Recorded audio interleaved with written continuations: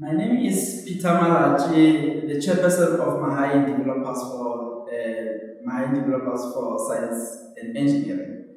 This year, Mdse has taken the decision to focus on the fundamental principles of science that are in the science curriculum grade 10 to grade 12. Those principles that are applied in the generation of energy together with the storage of energy. So this video is trying to address, to connect what the classroom is trying to address as applied outside there. So what is the aim of this video? The aim is to actually try to, as I already said, to explain the fundamentals of science that are actually in the curriculum of grade 10 to 12. And at the same time to try to motivate the learners about the careers that are available in the generation and in storage of energy sector. And at the same time, we want to inspire you, to encourage you, to tell you that what are the typical sort of things that we need to do for you to actually succeed in this industry. So this sector, as like any other science field, is actually an amalgamation of all different aspects. You need a lot of chemicals, you need minerals, and all of them they start from mining. And once you have that mining, the miners and the processing and the mining engineers, they have to obviously do the processing. After the processing, you have to beneficiate. That's why now you convert the product that you get into different, the minerals that we have in different products that you want to produce. The typical example of beneficiation might be making a fuel cell using the platinum that you get in South Africa, which is one of the top mining industry in producing platinum in South Africa. You have innovation. Innovations are about coming up with new products after every time to make them either cheaper, simpler, or to be more efficient going forward. And obviously, the end result is the economic growth, which is needed in any country, anywhere for the country to grow. And the cycle continues. At the center of all of these things, obviously, is science, engineering, and technology. And for that, you need mathematics and science, and a good pass for that matter. Now, this is already known for many of you, but I'm just sort of trying to teach a small glimpse of what is actually the energy process is all about. Generation, you'll see in this video, there's different processes that you can use to generate electricity. You have wind power, you have coal power from ESCOM, you have hydropower, and a range of them that we're going to see them later. Then after generation, we have to transmit. That's where the high voltage current that we now take to the transmission, which is the most of the power stations or the substations that we see. From transmission, we have distribution. That's a small electricity line that you see in your houses. Then that is going and distributed to the houses. That's the general scheme of how energy is actually being generated and distributed to us. At the center of this, you'll agree with me that science, engineering, and technology. What we see is not actually advertised already, but within there, for you to get all of this, all those fields are actually involved. So we have actually picked some of the fundamental principles that are actually playing a major role in this industry. Electromagnetic induction, which is actually in your physics curriculum, combustion, which is your chemistry, electrochemical, which is also the chemistry section of your curriculum. So under electrochemical induction, you will hear in one of the slides that you're going to see about the generation of electricity from wind power, where they actually show you how electromagnetic induction is actually applied. We have a generator, which is actually in the wind turbine, and the source that makes that turbine to generate electricity is wind in this process.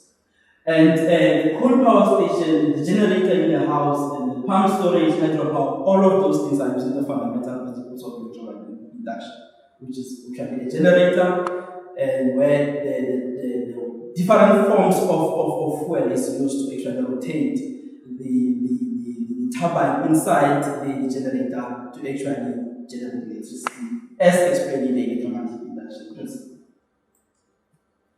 The second one is combustion, which is the chemistry section of your curriculum. So combustion is defined as a fuel, and most of the carbon-containing molecule. It can be a methane, it can be a propane, or any different kind of a fuel that we have. It's acting with oxygen and it's forming carbon dioxide and water. And the product of that is energy in different forms. It can be heat, it can be electrical energy. So I have highlighted a CO2 as rate here because most of the processes that we have so far are actually using the non-renewable resources which are producing carbon dioxide, and that's the problem, not only in South Africa but internationally. And there's a lot of work that's been done in terms of reducing and come up with new ways of producing electricity from a non-carbon dioxide producing methods. So a typical example of your carbon dioxide of your fuel, that would be the LPG, which is your gas cylinder that you use to cook. And there you have propane, you have butane, that's reacting, forming carbon dioxide and water and energy as a process for you to cook. Petrol and diesel in the car industry market and trucks, and obviously parking stoves and ethanol. And if you want to be more greener, you can use the bioethanol, which is a little bit greener. As much as you are producing carbon dioxide there, but the argument is there that because you are using a natural kind of resources or agricultural products, that they can be able to capture that carbon dioxide. So it's a cycle. What you produce, you use. So that is what is advertising ethanol as a good candidate in the sector. Electrochemical part is one of them that's actually used in two ways. You can produce electricity electrochemically through fuel cells, or you can store it in batteries. The typical examples are put there, and you're going to see one of the slides here where it's a fuel cell producing in South Africa with UCT, Hysa catalysis, which is one of our slides that we can get. Batteries and can be different forms, small batteries or the car batteries. And electrochemical reaction, as you remember in your curriculum, is a redox chemistry, where two chemicals are reacting. One of them is being oxidized and one of them is reduced. These are the things that the fundamentals that you learn from the class, and here they are applied. And for you to be able to contribute in the industry, you have to learn, start from your science and maths from your school, and now applying at this level after studying through University of Technology, and different forms of higher learning institutions.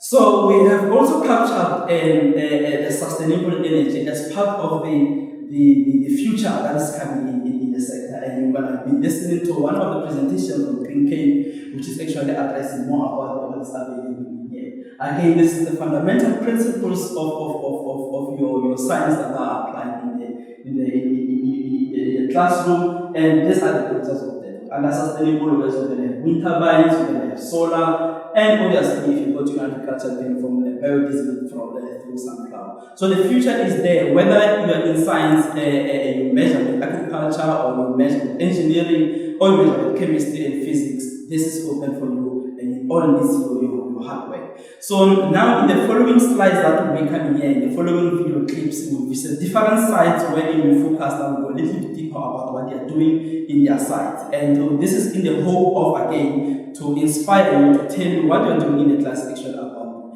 And these people that are working in the industry are people like me and you. They are not extraordinary people. They have studied in the class just like you do. So I'm hoping that you're going to be actually enjoying this video, and it's going to actually achieve what is aimed to achieve in terms of inspiring you and telling you more about what is available in science. And I hope you will enjoy this video. And thank you very much. And we would like to hear your feedback going forward. So my journey as a rural boy, born, raised, and matriculated in Obuga Traditional Authority under Chief Biela outside Mbangeni. As like any other young boy growing up in a village, I grew up attending schools in long distances where you have to walk many kilometers to school and from school to home. But at the very same time, you need to take care of livestock like cattle, goats, and so on. So that was my life as a young boy growing up in my village. I matriculated in Kostandile High in Mkhandlweni. And then after that, I went to University of Zululand. But before I went to University of Zululand, I took some time off. I was around in Gauteng doing some piece jobs, trying to raise some enough money, but with the hope that in future I can go to university. And then later after that, I enrolled at University of Zululand, where I graduated with the BSc Biochemistry. And then after that, I went to University of Cape Town, where I did my BSc Honours in Medical Biochemistry. And then subsequently did my Masters in Hematology, still at University of Cape Town. And then after finishing my Masters, I enrolled for a Doctor of Philosophy, shortly PhD, at Stellenbosch University, majoring in psychiatric genetics, under Professor Soria Sidat, Dr. Sean Hemmings, and Dr. Stefan Malan-Muller.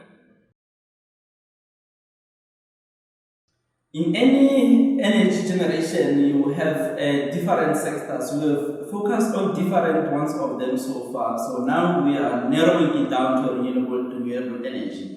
So today we are visiting a Green Cape in the Western Cape, where this sector is all about the sustainable energy and the renewable energy itself. And we are here meeting with Mr. Mdse, who will be telling more about the industry itself, the company, and about himself and how he wanted to be here and all those interesting things, so that to motivate our learners even further. Thank you very much, Mr. Malova, for giving us the opportunity to interview on this. And please tell us more about the presentation itself and your company and your interesting things about the sector itself. Absolutely. Thank you very much for having me, Peter.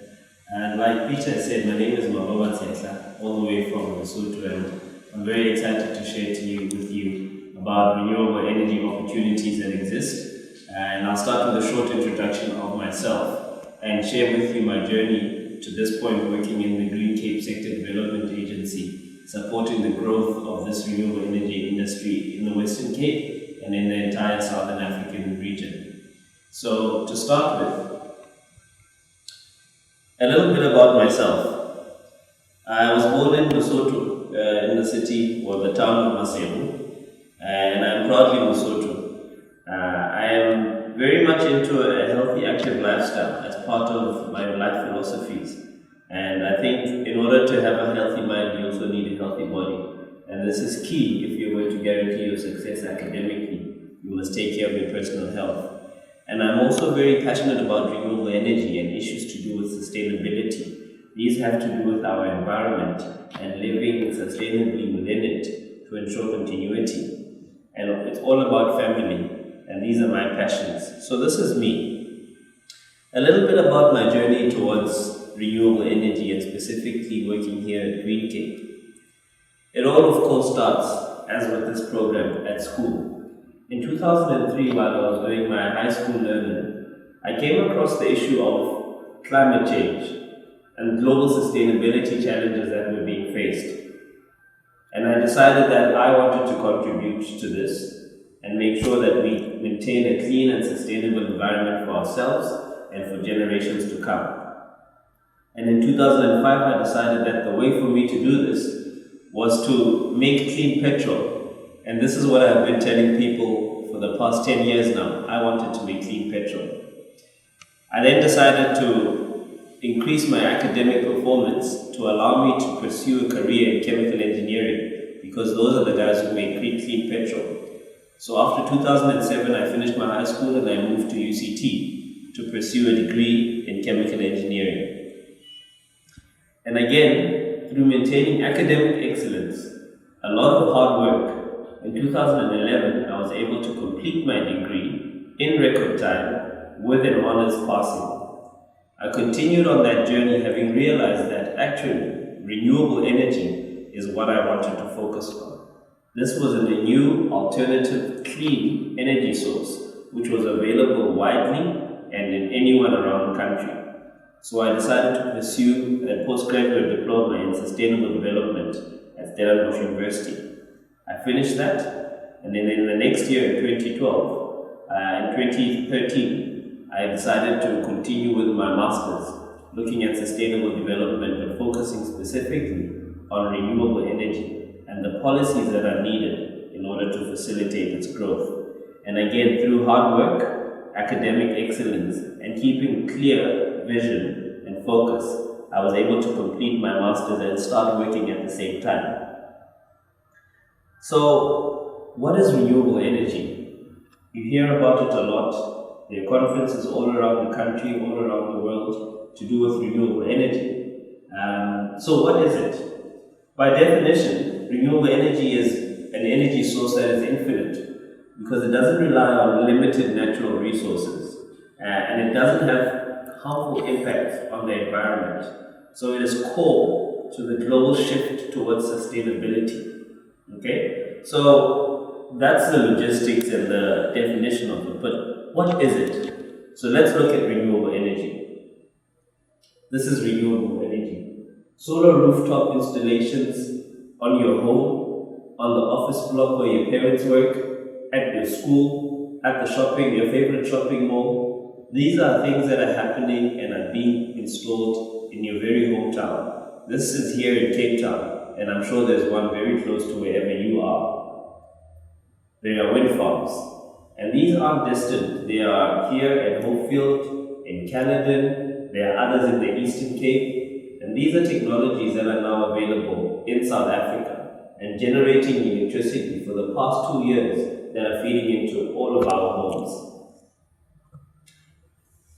And this is again, this is solar PV on a massive scale, up to 75 megawatt installed on farms here in South Africa. And there's yet more technology. This is concentrated solar power. If we look at the tower in the middle, it is 200 meters in height, which makes the field of mirrors which are concentrating this heat and light onto a single point about 2 kilometers in diameter. Completely incredible.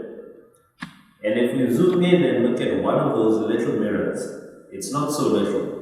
That mirror, called a heliostat, which moves and tracks the sun like a sunflower, is about 2 by 2 meters in area. And of course, what would it be without a flash of my home country, Lesotho? This is the Mdse Dam, which produces hydroelectric power. And it's not that far. If you drive up to Lesotho, you will very easily find yourself in the beautiful mountain kingdom and be able to see some of this incredible new age technologies. So this is a list of the various renewable energy technologies that exist. Solar photovoltaics or PV, as we've heard, wind energy as we have seen, concentrated solar power that I just showed. There's biogas, where we use biofuels or organic fuels to produce gas. Biofuels, hydroelectricity. We can tap methane gas from landfill. So landfills don't just have to be heaps of dirt that have no use, but we can get resources from them. There's tidal ocean wave energy. And all of the above are being investigated and being utilized here in South Africa. And in other areas of the world, there are also geothermal energy sources, such as in Kenya and other areas around the world. And these are but a few of the technologies that are available and that we can pursue in our careers if we so wish. And of course, if you ever work hard enough. And these are some of the subjects that are completely critical if you want to pursue a career or expertise in the renewable energy sector. Physics is always fundamental. You need to understand your geography so you can find and understand the various resources available. You need to look into your biology, especially if you're going to go into waste to energy treatment. Of course, the social sciences, because all of these energy technologies are being supplied to people. So how do we relate energy and people? Geology, chemistry, of course. Mathematics goes without absolute saying. This is key to any career. Technical or non-technical, mathematics is absolutely key. So, what does it mean for you, the learner, to get into renewable energy? Okay? Well, if we look at the skills that are required, we need engineers, and we need a variety of them. I myself, like I said, qualified as a chemical engineer, and I'm now working in this field. There are mechanical engineers who are required, we need electrical engineers, we need structural engineers, we need electronics engineers. All of them have a role to play in the various technology fields, and you can participate in that as well. We also need technicians because these are the absolute driving force. People who are running and installing and maintaining and know the nitty-gritty of these installations on the ground.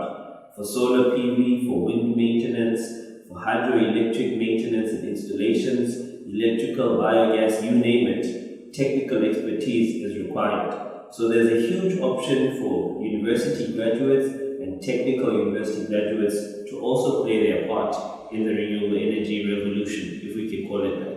And they are designers to lay out the plant, to understand the grid, to resource manage, etc.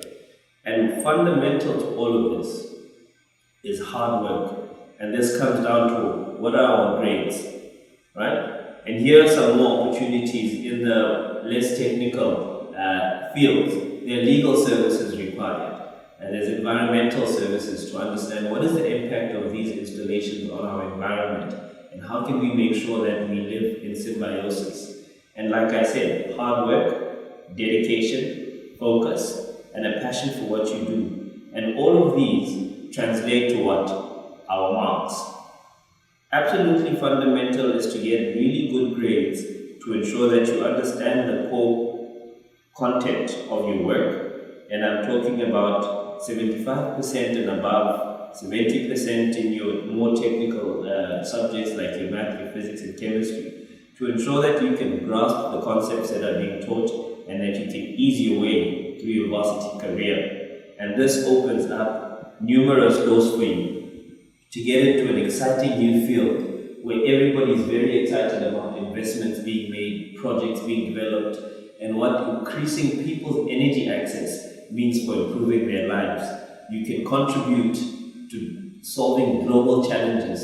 If we look around the world now, everybody is looking for energy, alternative energy, looking to cheaper energy sources, and renewable energy holds the key to that. And you have that access through doing good at work, doing good at school, and focusing on a career path that you have chosen and understand.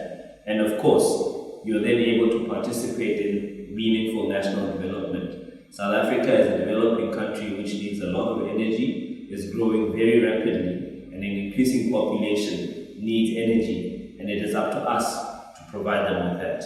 There's of course an opportunity to become an expert. When a field is new, we need people who drive it, who drive innovation. And if you get into the renewable energy sector, you have the opportunity now to become an expert who will not only participate in South Africa, but in the entire African continent, which is an incredible opportunity for travel, to see different lifestyle, and to contribute and become a person of value. And that is a bit about renewable energy. So Manuel has already focused much about telling us the industry itself, sustainable energy. But I think for us and for our learner, the viewers, learner in this category, it will be much interesting to actually to know a little bit more details about Green Key. So Manuel, can you please tell me what is Green Key? What do you guys do here? Okay, that's a question I get asked often, and I often don't have the answer. But Green Cape is a sector development agency that was set up by the Western Cape government in conjunction with the city of Cape Town. And the idea was to have an institution or a company or a body which would solely focus on supporting the green economy. And supporting it means understanding what regulations are in place, understanding what the opportunities look like, how big they are, and communicating this with government and with the private sector. So if we have, for example, an investor who wants to participate in the renewable energy market, they can come to Green Cape and ask about where is the renewable energy market at the different sizes, how do I participate, and we also provide networking opportunities within the private sector, and maybe set up meetings with the private sector and with government, and that gives a bit of an idea of what we do as an institution. So that's interesting. So South Africa has sort of a wing where you can go to if obviously they want to invest in this wonderful, and obviously the industry that South Africa needs, and obviously we have a lot of additional resources for that. So what is your day like when you come to it? What do you do? What excites you about the work itself? Okay, so apart from everything about it, it's knowing that at any one point, at any time during the day, I may be talking to a potential investor who can invest, for example, 200 million into the city or into the province or into the country really, and can create 150 to 200 jobs. And my job is just to help them understand, here's the opportunity, this is the process you have to follow, here are the people you need to meet, and I walk them through that entire route. And at the end of the day, or at the end of the week or the year, we can report back and say, as a result of some of the work we have done, national government has done, provincial government has done in the city, there are now 300 jobs in the green economy, and there's investment that has been made. So that's a very exciting prospect every day.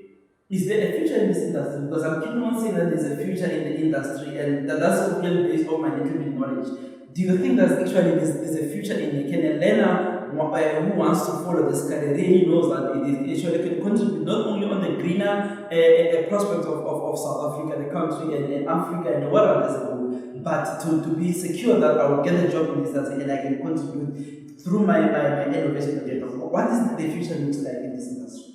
Absolutely. That's also another question that excites me very much. The future is bright. It's appropriate with the solar plant behind us. But really, if we look at the program that the Department of Energy has put in place, Peter, they initially had allocated 3 gigawatts of generation capacity to renewable energy projects. The uptake was so successful that they extended the program to about 6.3 gigawatts. The uptake continued and all of that has been procured, and now the minister recently dedicated another 6.3 gigawatts of capacity to be procured for varying technologies such as the ones we've shown previously.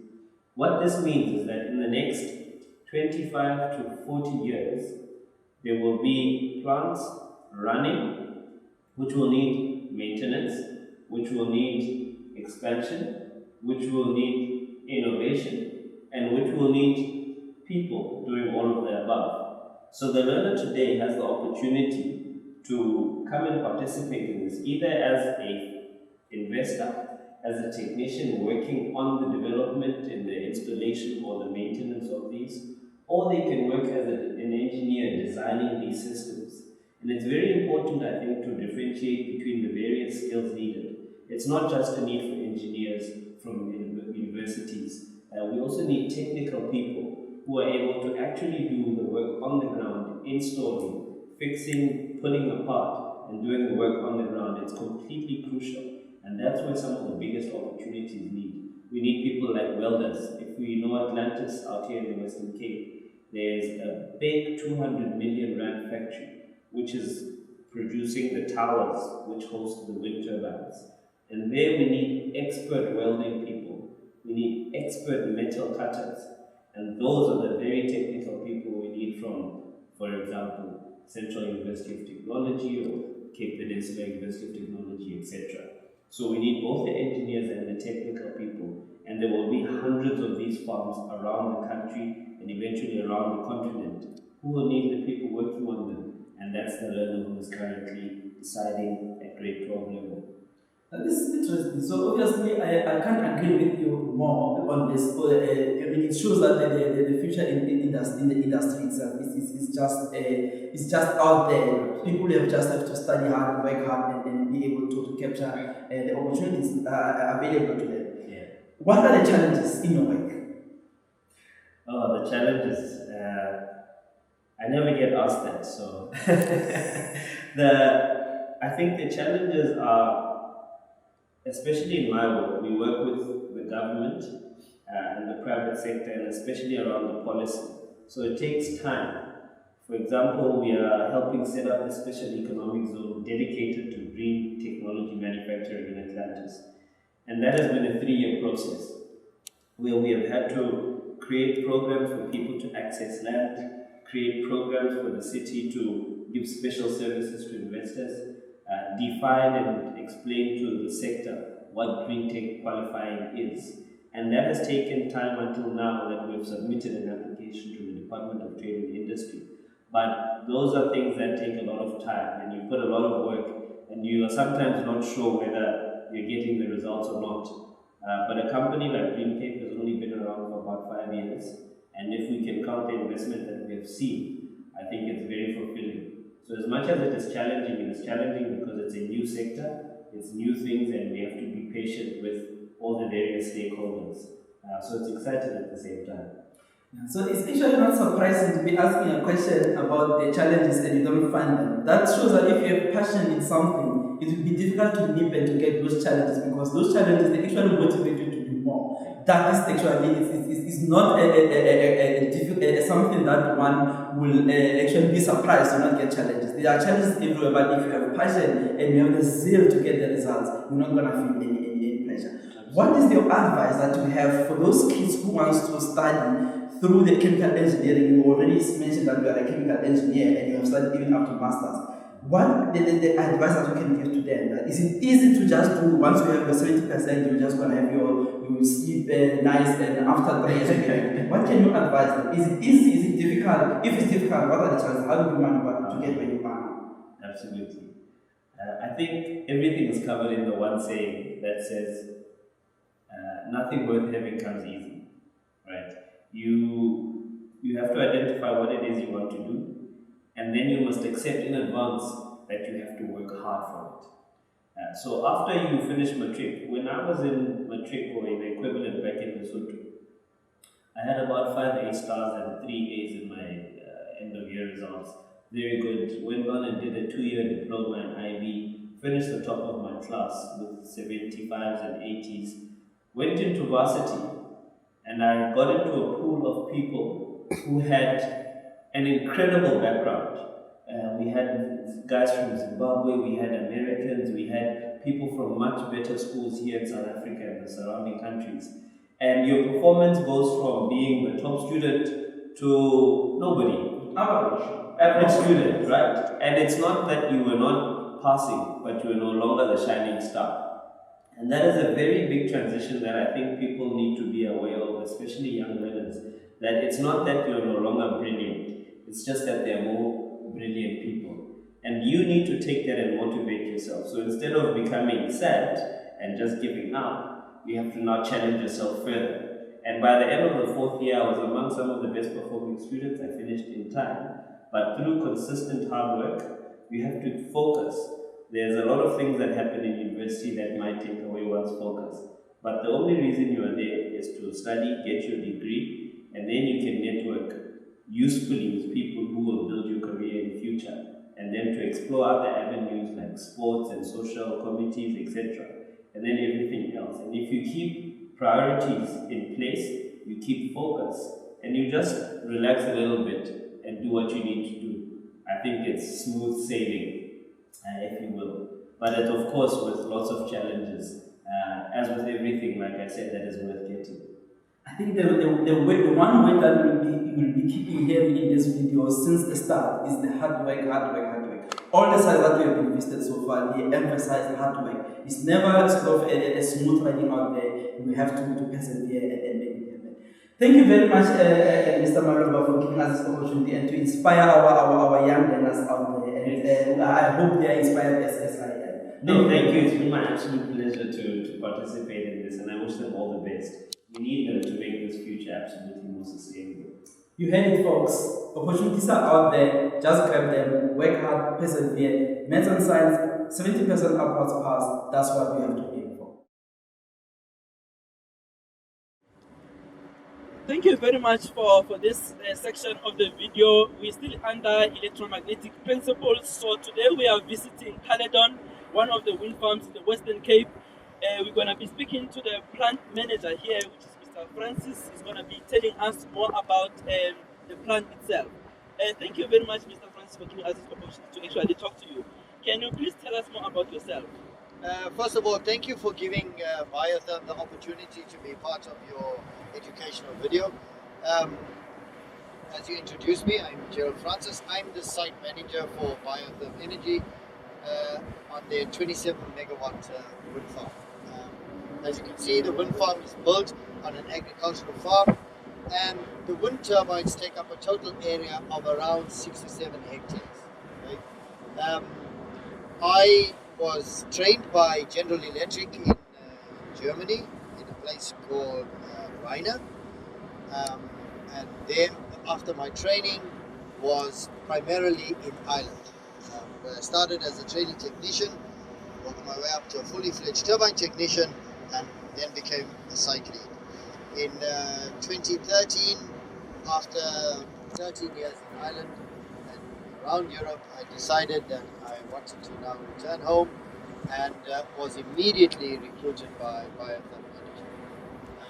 I came to Clip Yeovil on the 27th of March 2013. Construction started around the first week in April 2013, and we had the first turbine into the grid in December 2014. That's interesting stuff. So, can you now tell us a little bit about the basic principles of how the turbine works? How do you get electricity from the turbine itself?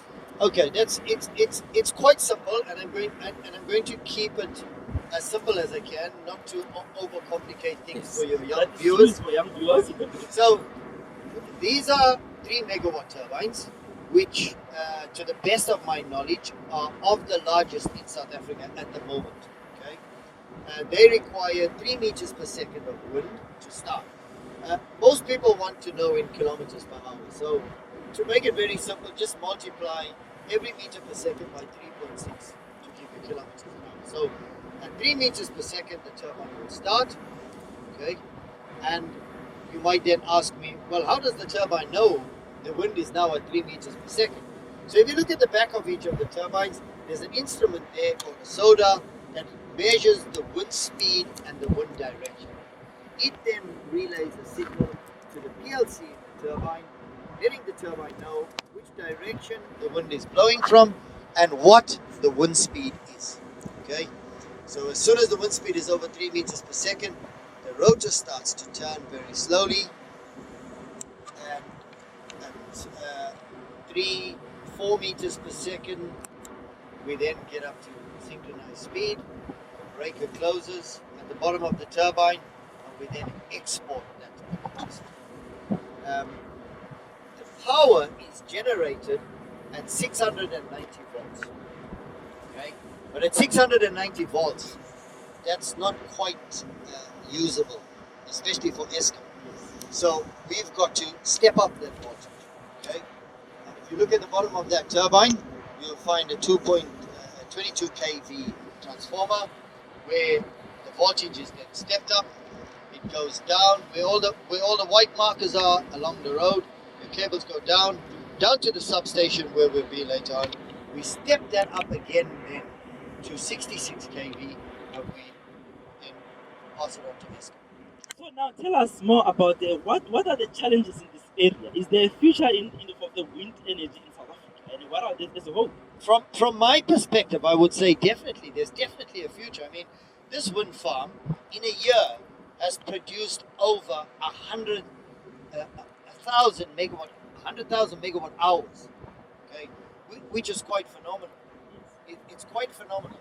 And depending on what your user usage is, your end user usage, you could supply over 10,000 houses with electricity that was generated here in a year. So from my perspective, definitely a future. So can you give a tips, advice for that person who's sitting watching this video and wanted to pursue a career in this industry?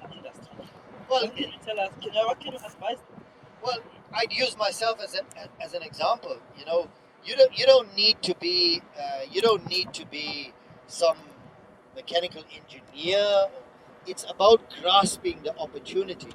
I myself come from a very humble mechanical fitting background, but I was fortunate in that when I went overseas, I was given an opportunity to enroll in the GE turbine school.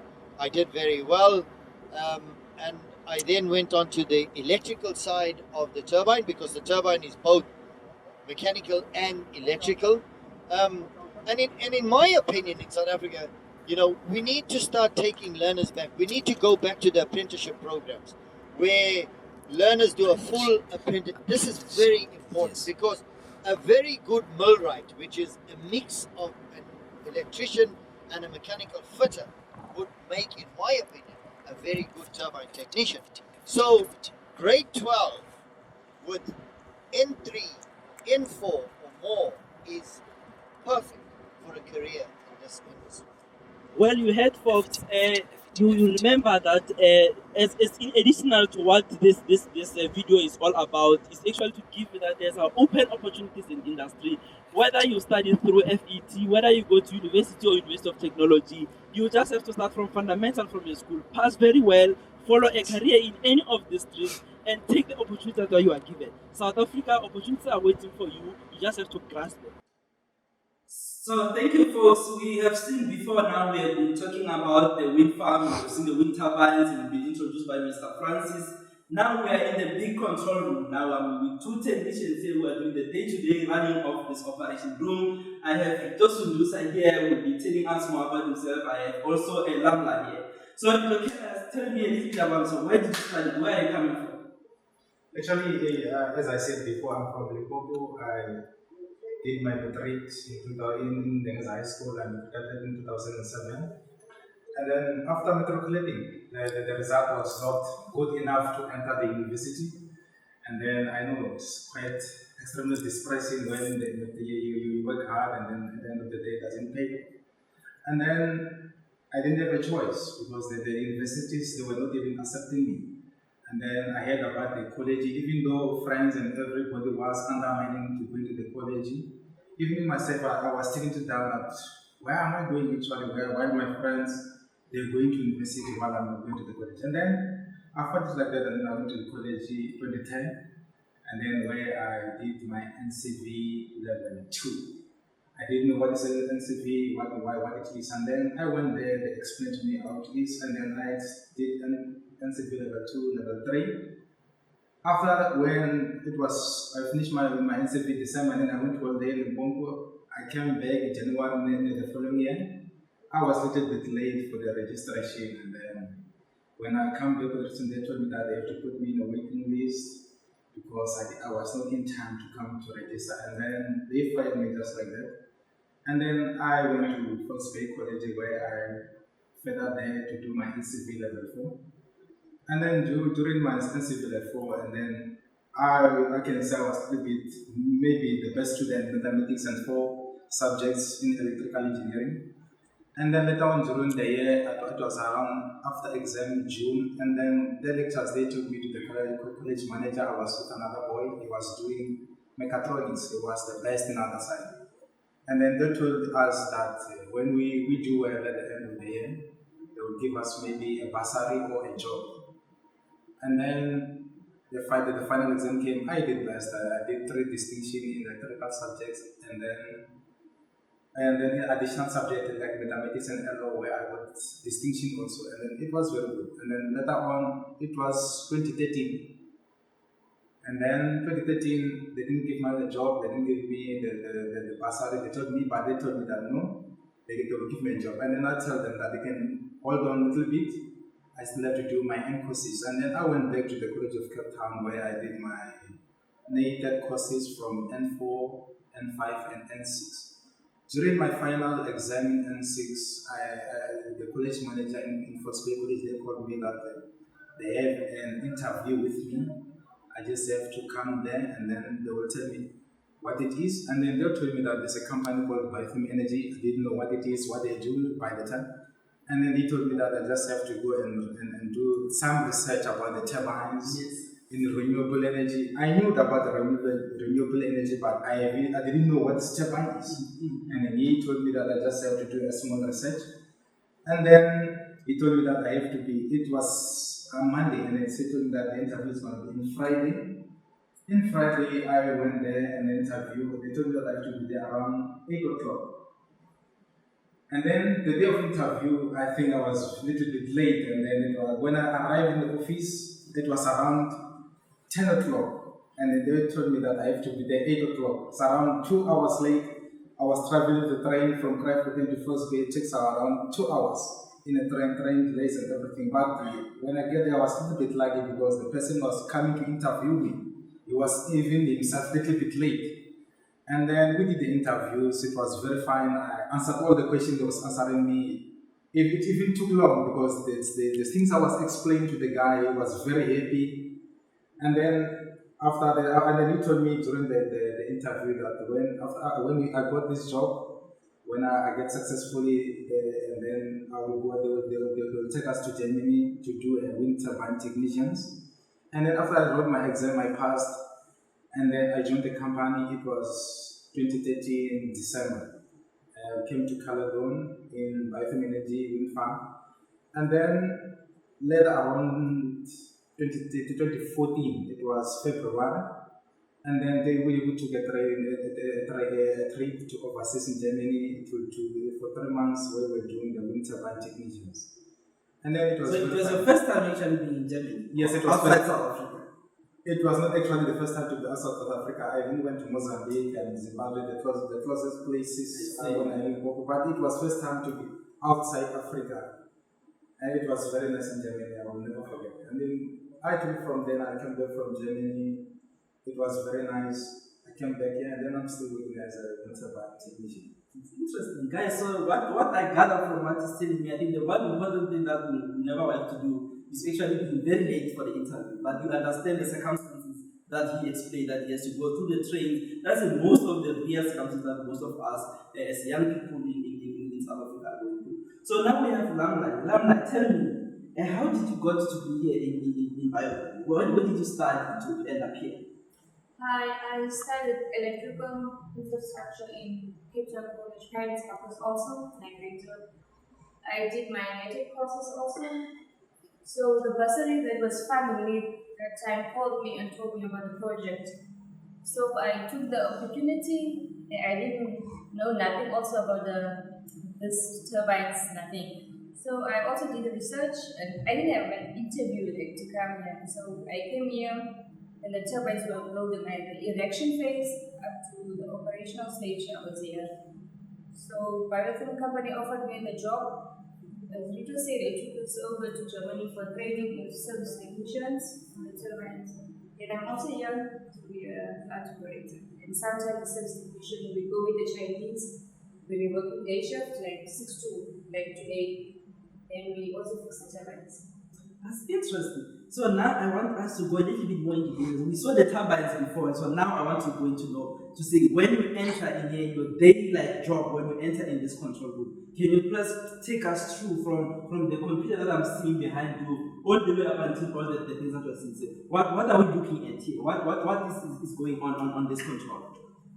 This is a SCADA system where it monitors the turbines in the farm. Every error, when there's something wrong with one of the turbines, there's an error, it becomes red, then the alarm sounds, then we have to quit the alarm. So normally when the error comes, it will show us what is the error code and the descriptions.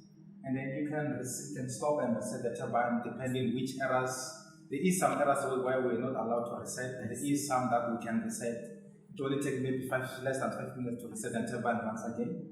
And if there is some errors that sometimes you can't even reset, we call the Chinese, it's other engineers, and then they can reset it themselves.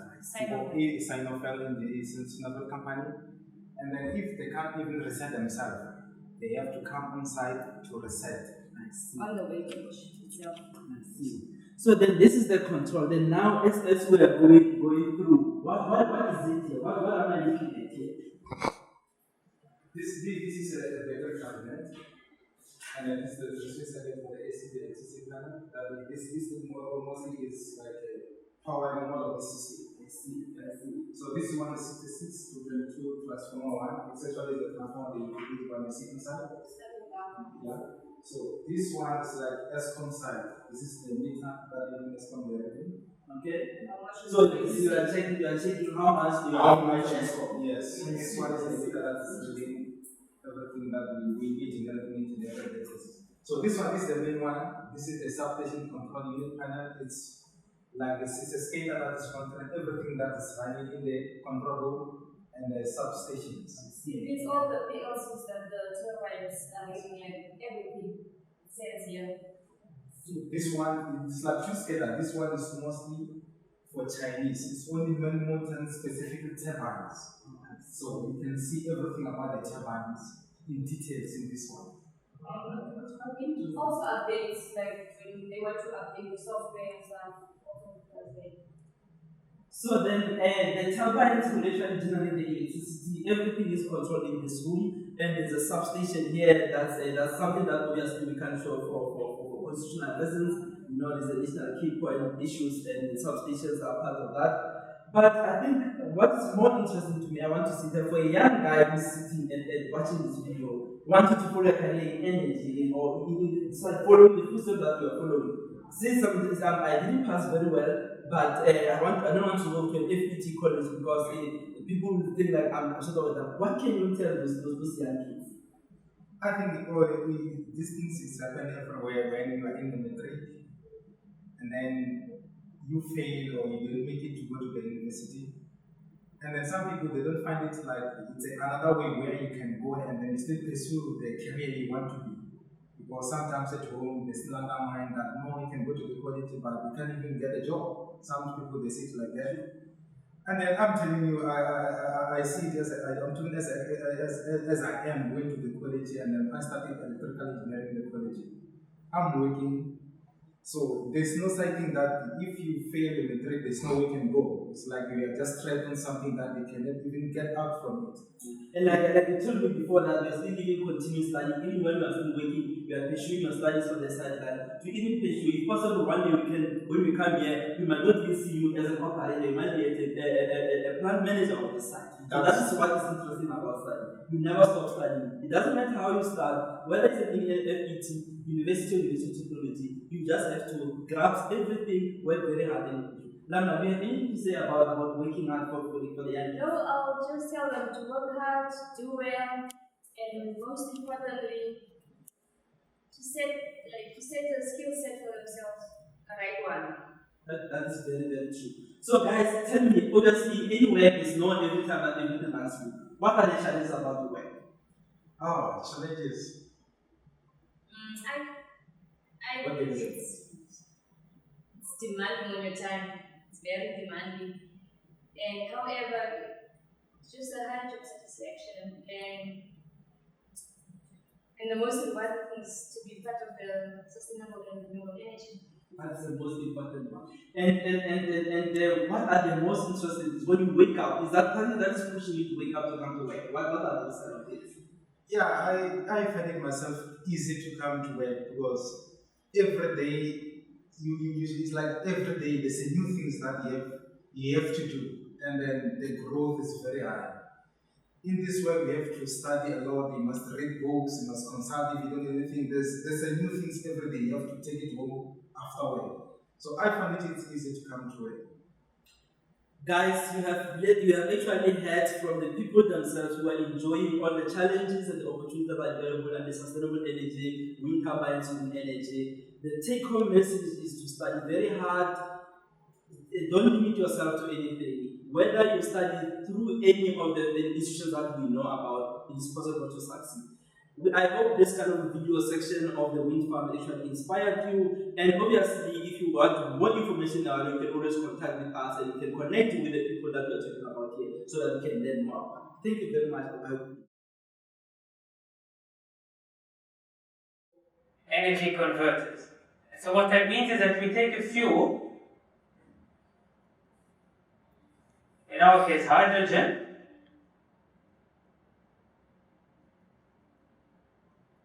and we convert that directly into electricity.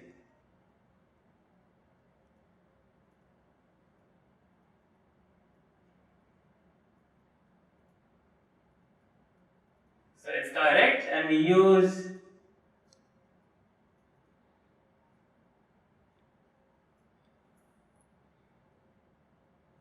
electrochemistry to do that. And electrochemistry is different from a normal chemical reaction is that now we're going to split the electrons from the material. And we'll see that later when we look at how a fuel cell works, what advantages that has. And you can also see in terms of making electricity, how different it is from, for example, a coal-fired plant where first you take the coal you burn the coal, you then take the heat, you make steam with that heat, and then you take the steam and then you make mechanical energy where you make a turbine run, and then eventually from the turbine you get electricity. So see, there's about 4 or 5 steps, while here you've got a direct step, and of course this makes it a lot more efficient. And so what can we use these fuel cells for? We can make very big ones. Like for example, these are outside big factories, and they can power up the whole factory with a fuel cell. This one in particular is very interesting because the gas they use to make the electricity actually comes from biogas from their own waste. And this is another very interesting application where you've got cell phone masts in very remote areas where you now don't have to go and refuel with diesel, you can refuel with gas via a pipeline, which is a lot easier. You can also have them very small, so you've got tiny fuel cells to charge a cell phone, ones that you can hold in your hand if you need a little bit of power somewhere in the field, either to do research or in a mobile clinic, things like that. You can use these kind of units for that. And then what most of you might have seen already is that all the big car manufacturers by now have made fuel cell cars, and not just prototypes anymore, but actually cars that are going to be on the road. Toyota and Nissan have announced for this year that they're still going to put out production-ready fuel cell vehicles. And at the moment, in the United States, you can already lease this one, and you see they've got little hydrogen refueling stations where you can just take hydrogen like we used to take petrol. And you might admit this one maybe looks a bit more boring, but what's coming for us really soon is cars like this. This is the latest Mercedes prototype, this is the Honda prototype, and these are all cars that are ready to be produced when the market is ready for them. And then some other applications which is maybe a bit closer to where we are at in the current technologies. This is London, so the buses are actually on the road. This is Switzerland, and this is China. So we have fuel cell buses already driving around, which have a lot less exhaust than the current buses, which keeps the cities, which have a lot of cars, that keeps the cities nice and clean. And then, I sort of touched on it a few times already, what makes them better is that they're pollution free. So and we'll look at that in more detail, if we've got hydrogen, we turn it into electricity, and our exhaust is basically just water. So we've got very little pollution. So we basically go from these kind of cars to that kind of car. The efficiency is a lot higher, so like I mentioned already, if you want to make electricity in the old process, you need to go through a lot of steps. Here we go in one step, and so we can reach efficiencies of about 60%, where at the moment, most car motors don't reach even 20% efficiency. And the last nice thing is that they operate very quietly. So instead of having big power units outside a building or in a car, a fuel cell runs absolutely quiet. So that's very nice to have as well. And then they might all look very new and very funky, but fuel cells have been very old. So Verne already mentioned in one of his novels that he was imagining a world where we would only use hydrogen as a fuel. And in 1839, Sir William Grove made the first what we currently call a fuel cell. And for a long time then it just remained like a little scientific toil. Most people didn't really do much with it until we wanted to get into space. I mean, as you know, in the space shuttle you need electricity, and battery packs are too heavy. So what NASA did is they developed these very big fuel cells which went with the Apollo missions to the moon, and still currently what they use in space is fuel cells. So you can see already in the 1960s we got a very big research interest in fuel cells. And then it went quiet a bit again, and then now when the petrol is starting to become scarce, when the environment is starting to become a problem, we are doing a lot of research in them again, and currently a typical fuel cell or fuel cell stack, as we call it, looks like that. So it's a much more compact unit than what we used to have. And so how does it now work? It's a very simple device. So if I can maybe show you this a bit closer, so this, as you can see, has little grooves in it. We call that a flow field. And that flow field is what you see over here on the diagram. And then what we have is we've got hydrogen coming into that flow field. And to then distribute it nicely throughout the fuel cell, we have what you call a gas diffusion layer, which basically it looks a bit like a net, and it just distributes the gas all over this very important layer, which is called the catalyst layer. And the catalyst layer contains platinum. And what the platinum allows us to do is this chemical reaction on top. So you take the hydrogen and it splits it into 2 protons and 2 electrons. And now this is where the principle of that electrochemical reaction comes in. Because you see, we've got the protons over here, and there's a special membrane. It looks a bit like a piece of plastic. We'll look at it in the lab just now. And only the protons can go through that membrane. The electrons can't, and so the electrons get pushed into what we call an external circuit. So that's what you see here on top. And then we move over to the other side of the fuel cell, which you can see is just a symmetrical thing. And so we get the same flow field as I've shown before. But now we don't have hydrogen coming in through we've got oxygen coming in. And usually that is from air, because pure oxygen is a bit expensive. And so what we now have is that oxygen also goes through that gas diffusion layer, and it meets up with the protons that have just come through the membrane. And then what you get is that also the electrons come in, and you get another electrochemical reaction, which is the one on top over there, where you now get oxygen and the protons and the electrons making water. And what happens in the process is that because we've got those electrons flowing in an external field, so you've got a flow of electrons, which is another word for current. And the moment you hear current, you can think, okay, we have electricity. So those electrons have energy, and we can tap into that energy, and that energy is our electricity that we use every day. And just to summarize that a bit, so you've got splitting hydrogen on the anode, recombining it with oxygen on the cathode, and then overall it's hydrogen and oxygen making water. And in the process, we have made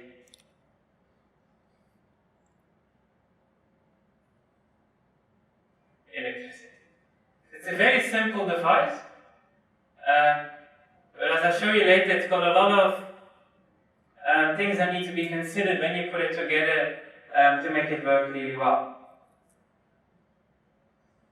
And so to sort of indicate what all those pieces are, I'll run you through it. So we start, like I said, with a membrane. So that's a piece of plastic almost, and in this case we call it a proton exchange membrane because it only allows protons to go through. No electrons can go through that membrane. And then on either side of that membrane, we've got a catalyst layer. So our catalyst in a fuel cell is platinum, very tiny particles of platinum, nanoparticles of platinum that we put on carbon. And carbon we need because we want to conduct electricity, and carbon, remember from the graphite in your pencil, carbon conducts electricity very well. And I'll show you just now why we need the carbon as well, for other reasons than the conductivity. So that sits over here, and then those are the layers where your actual electrochemistry happens. So that's the layer where the hydrogen gets split into protons, where the oxygen then recombines with the protons to form water. And then, as I said, we need to get the gas to our platinum. And if we would bring it just in through the flow field, it would just all end up on one point. So we put this gas diffusion layer in, and the name says it itself. It just makes the gas spread all over the catalyst layer. And then the last part is what's called the bipolar plate. So that's the same thing as I showed you over here. This is a big example. And that one, and so the bipolar plate does two things. So on the one hand, it brings in all the gas in the flow field, but on the other hand, what it also does is it forms part of that external circuit I spoke about. So it collects the electrons, and then it connects it to the cathode to another cell. And what it also does, and that's why it's called bipolar, is that one fuel cell, so one of these basically, that goes onto that flow field. So this is one fuel cell, and we put it onto that flow field, and then there's another flow field that comes on top here. One of those produces way too little power to function properly, so what we do is we stack them all together because we don't want to make them too big, because as you can see, otherwise it becomes a bit too flimsy. And so we stack them all together, but then of course this plate would have an anode on the one side and a cathode on the other side, so that's why we call it bipolar. And if I then show you, and then obviously because we've got gases in that system, we just finished the whole thing off with what we call gaskets, but that's basically just to seal everything off. And then to just briefly come back on what I mentioned about the catalyst layer, because that's obviously one of the most important parts of that fuel cell, because if your catalyst layer doesn't work, your electrochemistry doesn't work, so you can't make electricity. So this is the membrane, and this is where the gas comes in through the gas diffusion layer.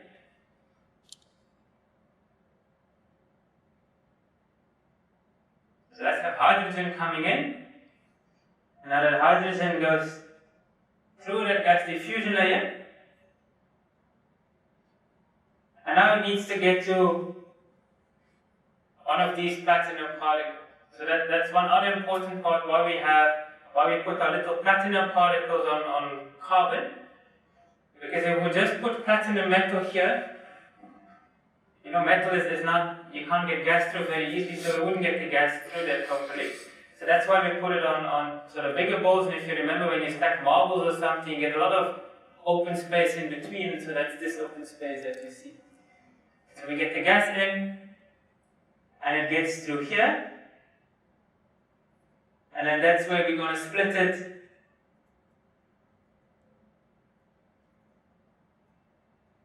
into our protons and our electrons.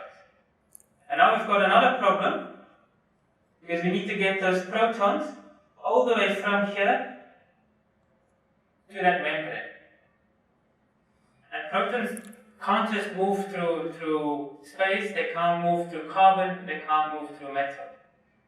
So what we need to do, so that's the one point, the other point is the electrons. We obviously need all those carbons to be more connected if we want those electrons to move through. So the two things we do is, first of all, we squash that layer nice and tight, so that you see most of the carbon particles are nicely connected, so that we can have the electrons find themselves a pathway throughout. But then we still haven't solved the problem of our protons. The proton is still sitting somewhere here or here. And so what we do, and you'll see that when we make the fuel cell in the lab, is we add a bit of what we call ionomer, which is basically the liquid form of that membrane. We add that when we mix this all up.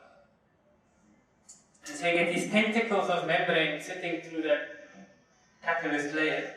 And so now your proton can go from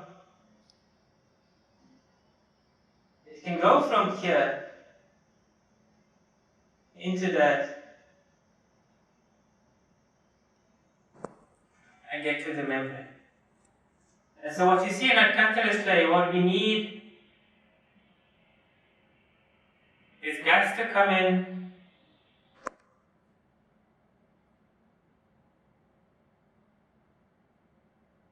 we need what we call proton conductivity, so that means the proton needs to get from the platinum to the membrane, and we need electron conductivity.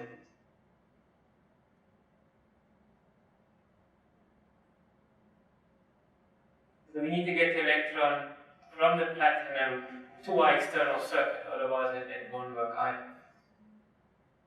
So you see there's three things, and that's why we call this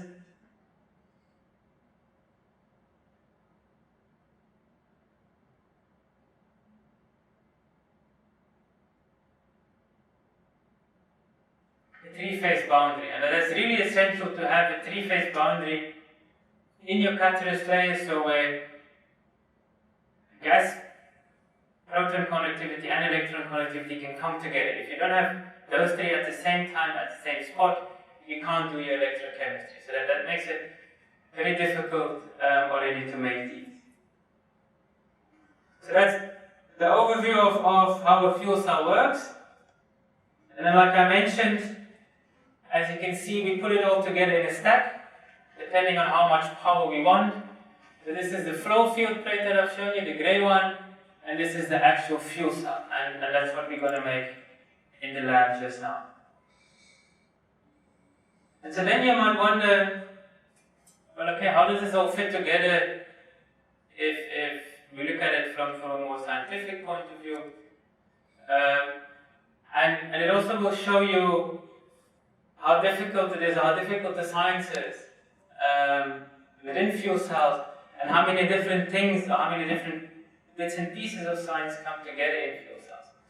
So if you look back at the stack over here, this can be up to about this size. So you got what we can call meter scale. So that's when we sit over here. That's about a meter scale, as you can see over there. And then if we move through it, so now we're going to go back here into our gas channel, and as you can see, our gas channels are about millimeters wide. So we now moved already from meter scale or centimeter scale in some fuel cells to millimeter scale. And then we go into our gas diffusion layer, and then we're in micrometer scale. And so you must remember that each time you move a scale, there's different physical things that happen, there's different chemical things that happen, there's different materials you can use, you can't use. It's very important that a lot of teams of scientists work together on this to make it work. So then we have the gas diffusion layer, then we move to our catalyst layer. Like I said, we are looking at nanoparticles of platinum, so we now moved already from meters, centimeters, millimeters, micrometers, we're now already at nanometer scale. And then we have our protons and our electrons, and we now need to move that through our membrane. And in the membrane you basically have proton per proton that moves around. So we're now looking at an atomic scale. So if you look at it in a fuel cell, we move all the way from meter scale to atomic scale. And so every time when you go from the flow field in the gas diffusion layer, you're basically at the interface of one order of magnitude in your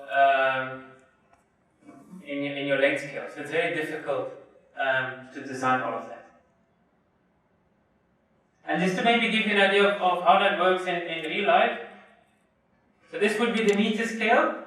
That's the world with South Africa. This would then be one further into the Western Cape, one further into Cape Town, then closer to UCT, then the chemical engineering building, and then eventually my office. So that's the same sort of steps that we make from space into an office that we make in a fuel cell. So from here, the stack, to all the way inside the fuel cell. And then you might wonder, this is all fantastic, right? So we make electricity, we make it clean, we make it very silently, and it's a lot more efficient. So why are we not using fuel cells all over the place here? So there's a few problems with that. So that's one of the first ones is to make hydrogen in very, very big quantities. So we can make it in big quantities for industry, but we don't have it yet sort of for households or off-the-grid power. There's a lot of renewable energy that comes in there which can help with that. At the moment, also the production cost, I already said that there's a lot of platinum in these fuel cells, and we need to work on reducing the amount of platinum. Platinum is very important to make them work properly, but we can't use too much of it either. And then the last thing is durability. So at the moment they don't last as long yet as car fuel cells do, car motors do. But again, that's something that a lot of scientists and engineers have made huge progress in getting that sorted. And then the last question is, of course, why are fuel cells important for South Africa? What's the link between the two? And we don't want to call fuel cells a golden opportunity in this case, we rather call it a platinum opportunity.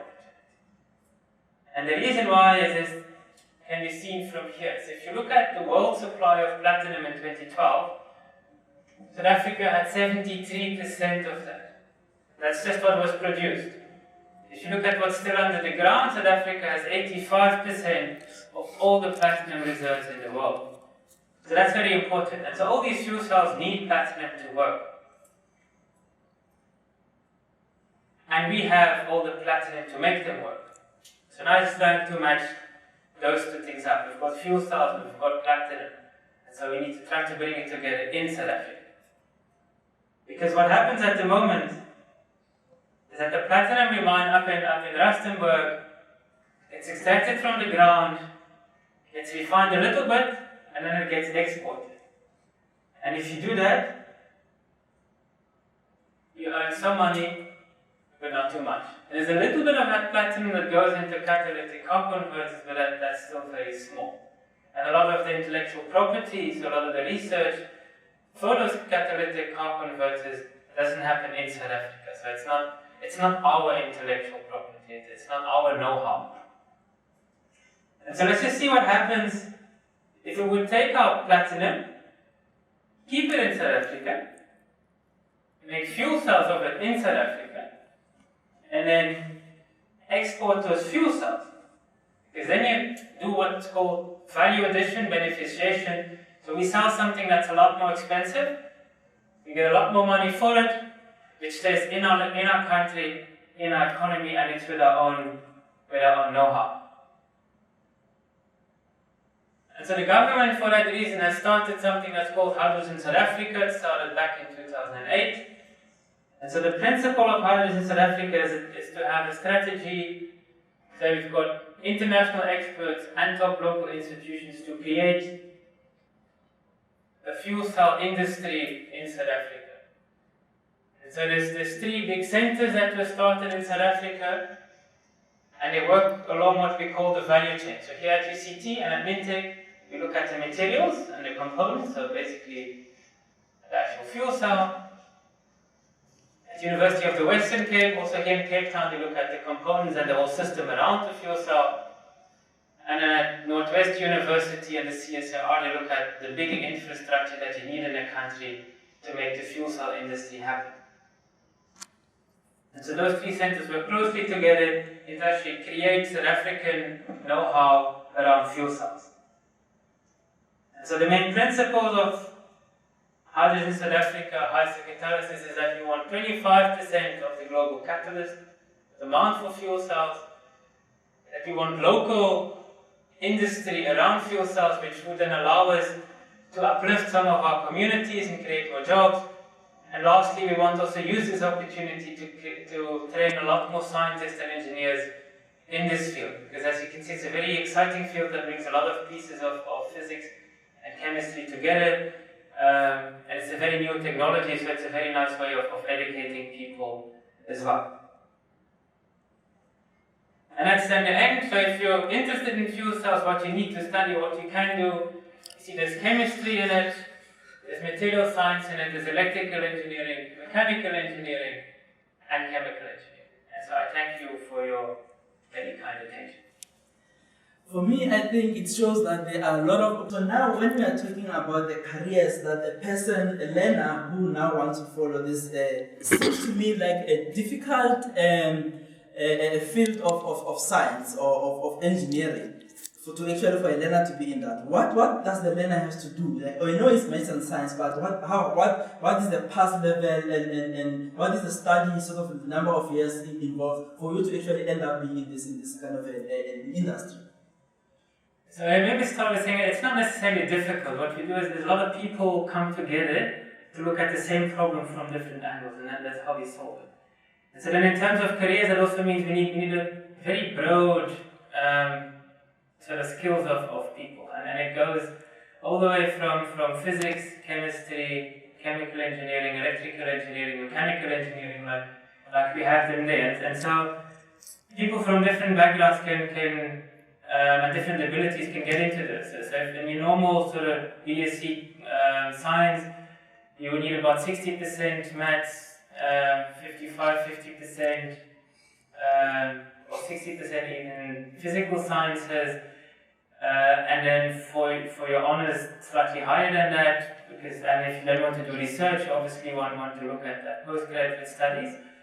For the engineering, which is a 4-year degree in South Africa at the moment, it obviously requires a lot higher, so their maths needs to be 80%, physical science between 70-75%.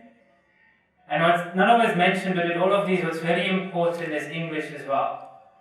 English as a first language is crucial to get into university, because it's the medium of communication, not only within the university, but all these fields are very international, so we need to be able to communicate all of that as well. So it just shows that with these careers that are available and opportunities that are coming, like Dr. Peter called it a platinum moment for South Africa. So it means that learners, for you to, I mean, it's also said from the different industries that we've already been to already, the pass mark is the one that is very important to follow the careers in maths and science.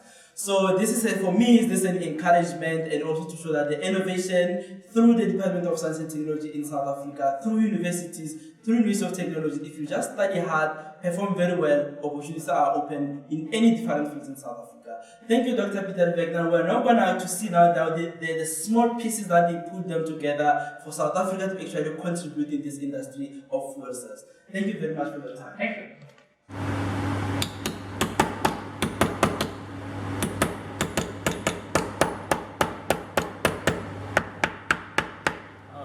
That's what I need to do.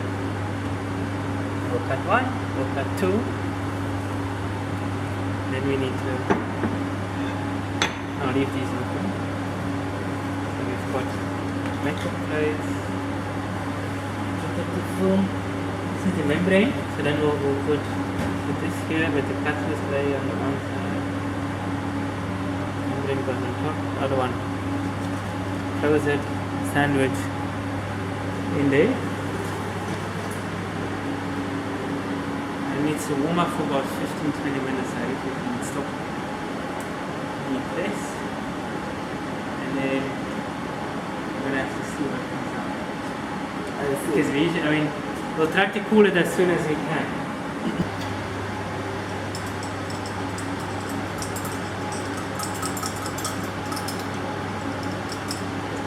As we do this, don't zoom in.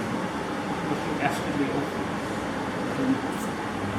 So as Peter has already told us before in the first part of this presentation, we've been talking about how actually we make fuel cells in South Africa. So now we're in the real lab where the fuel cell is actually being made.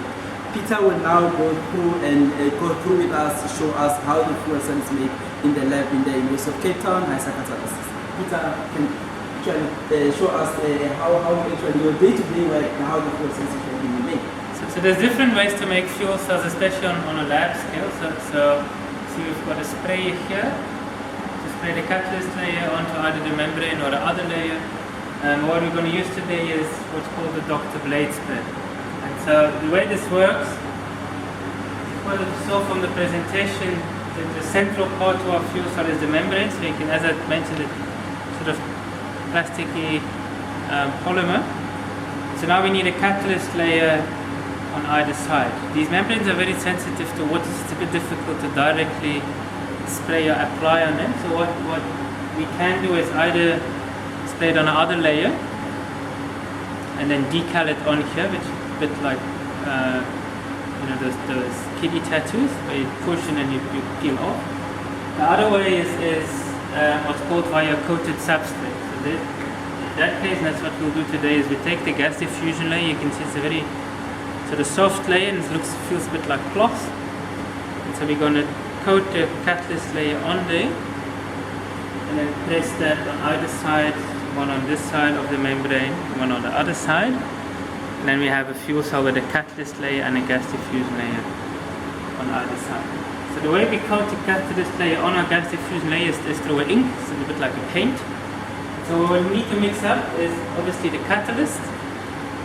This is now one that we've already made ourselves in HISA, and that's actually commercially available, and that's it's on par with anything you can get on the market already today.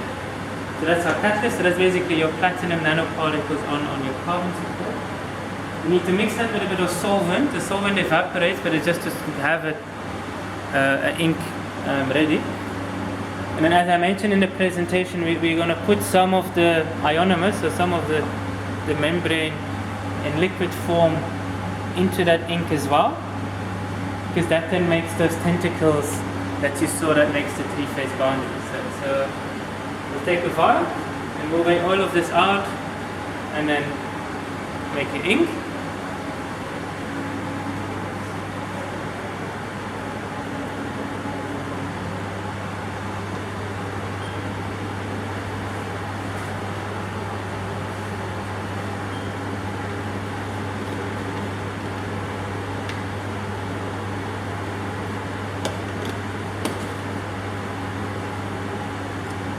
And now that I've already pre-prepped the ink so that we can move a bit faster. So now this is the ink as you see it prepared. So it's a black, it's a thick pasty kind of consistency.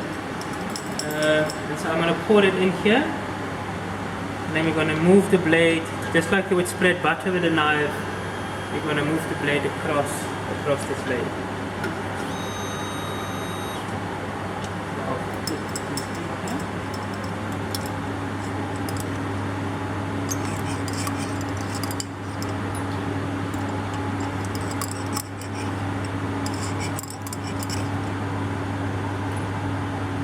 Spread it open nicely behind the blade.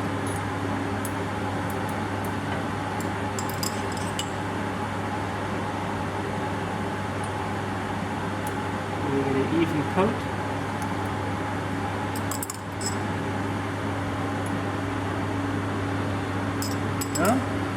So then we start coating this. So then you can see at the back we spread open the layer of ink, and once that is done, you can take this off,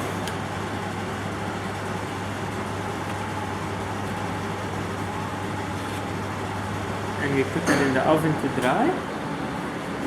So obviously this is a research that you do always get what you really actually make in there, or there are sometimes challenges that actually... No, it's always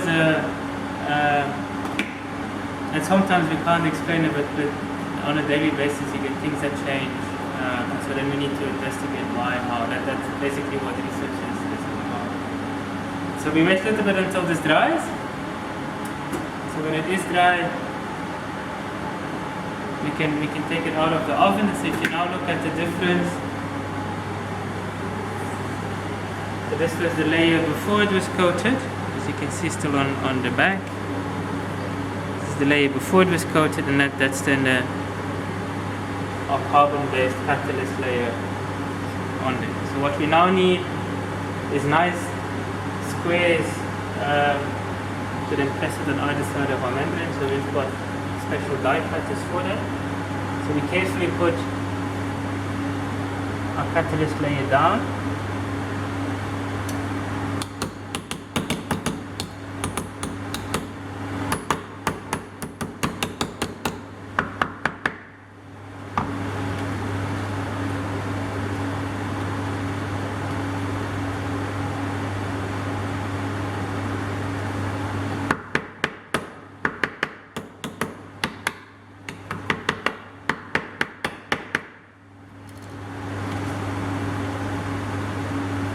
Very carefully take out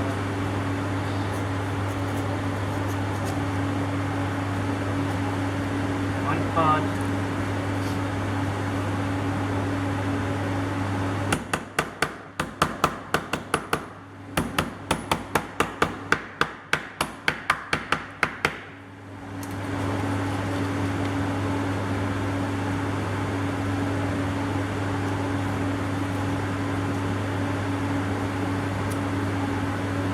Now you can see, now we've got the gas diffusion layer with the catalyst layer, the gas diffusion layer. With the catalyst layer, one will be the anode and one will be the cathode. So now we just need to press that on either side of the membrane. The way we do that is with a hot press. So we're going to put the whole assembly between two metal plates and then put it in the hot press and actually make like a sample. We'll start with one of our catalyst layers. We put down, so we put some protective film on the pressure plate. So we make sure the catalyst layer is up because the catalyst layer obviously needs to touch our membrane. We put our membrane over that. And it's nice and centered. And then for the other electrode, so again we need to be very careful that we put the coated side down on the membrane.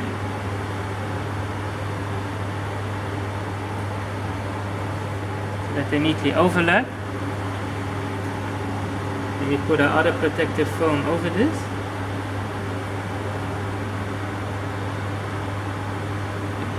And now we're ready to close up the whole sandwich.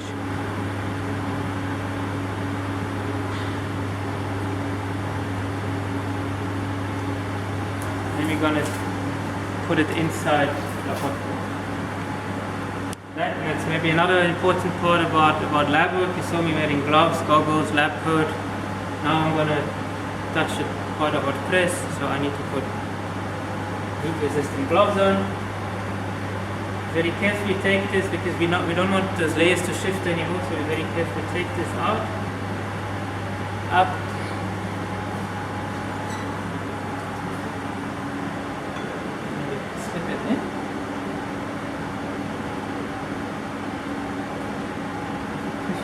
Close to the center as we can, and we close the press.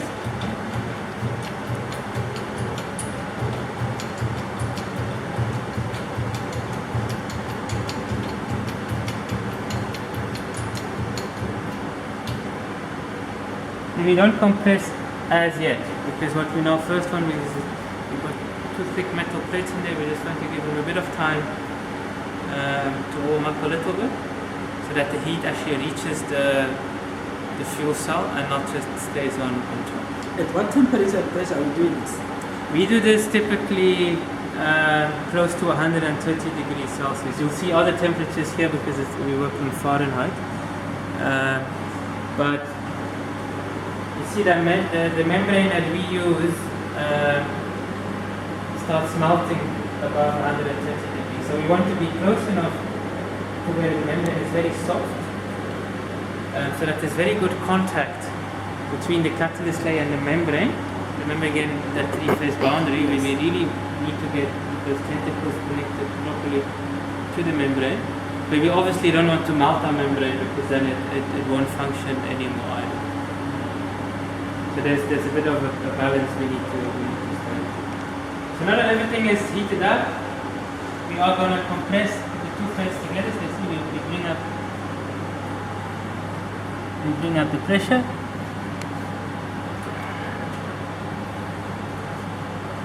And then we wait exactly 1 minute.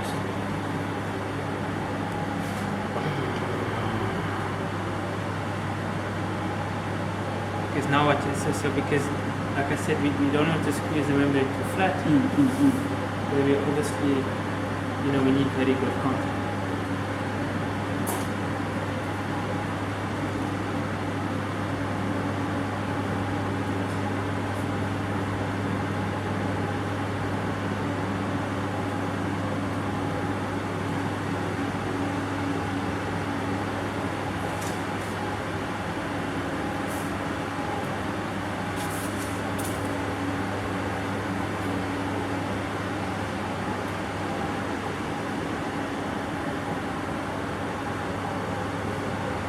Okay, so that's about right. So we're gonna switch off the heating and slowly release the pressure.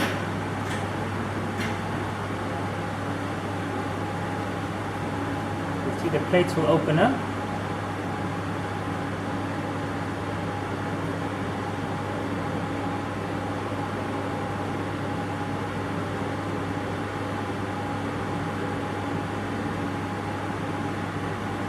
We'll lower it enough so that we can easily access it, so then we can quickly take it out.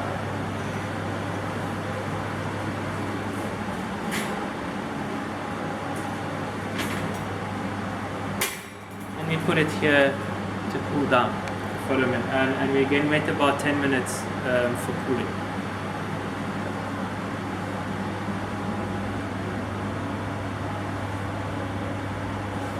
So now that everything has cooled down properly, we can open up the plates to take our fuel cell out. And just to not put dust on the membrane or damage the membrane, especially the membrane is very sensitive with these gloves on. So we'll very carefully open up the top plate.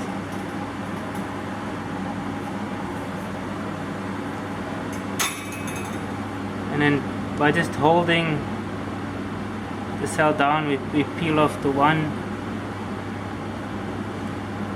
layer of protective film. Then we can carefully slide our fuel cell off. So the next step in this whole process would then actually be to start testing it, to start running it at the fuel cell and to make the electricity. And I've shown a few examples here. As you can see, we can make them in different shapes depending on what application we're working at. And then depending on how we want to test them, we can either put it, for example, in this one. So again, here you see the flow field where the gas comes in and the gas comes out, and the rubber link seals it. So for example, in this case, we can put the cell in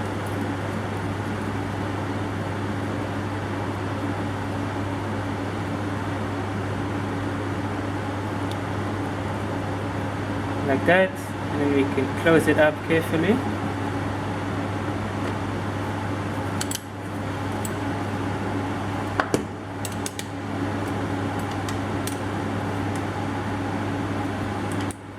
And this is now fully assembled, and we can then test it on one of these pieces of equipment.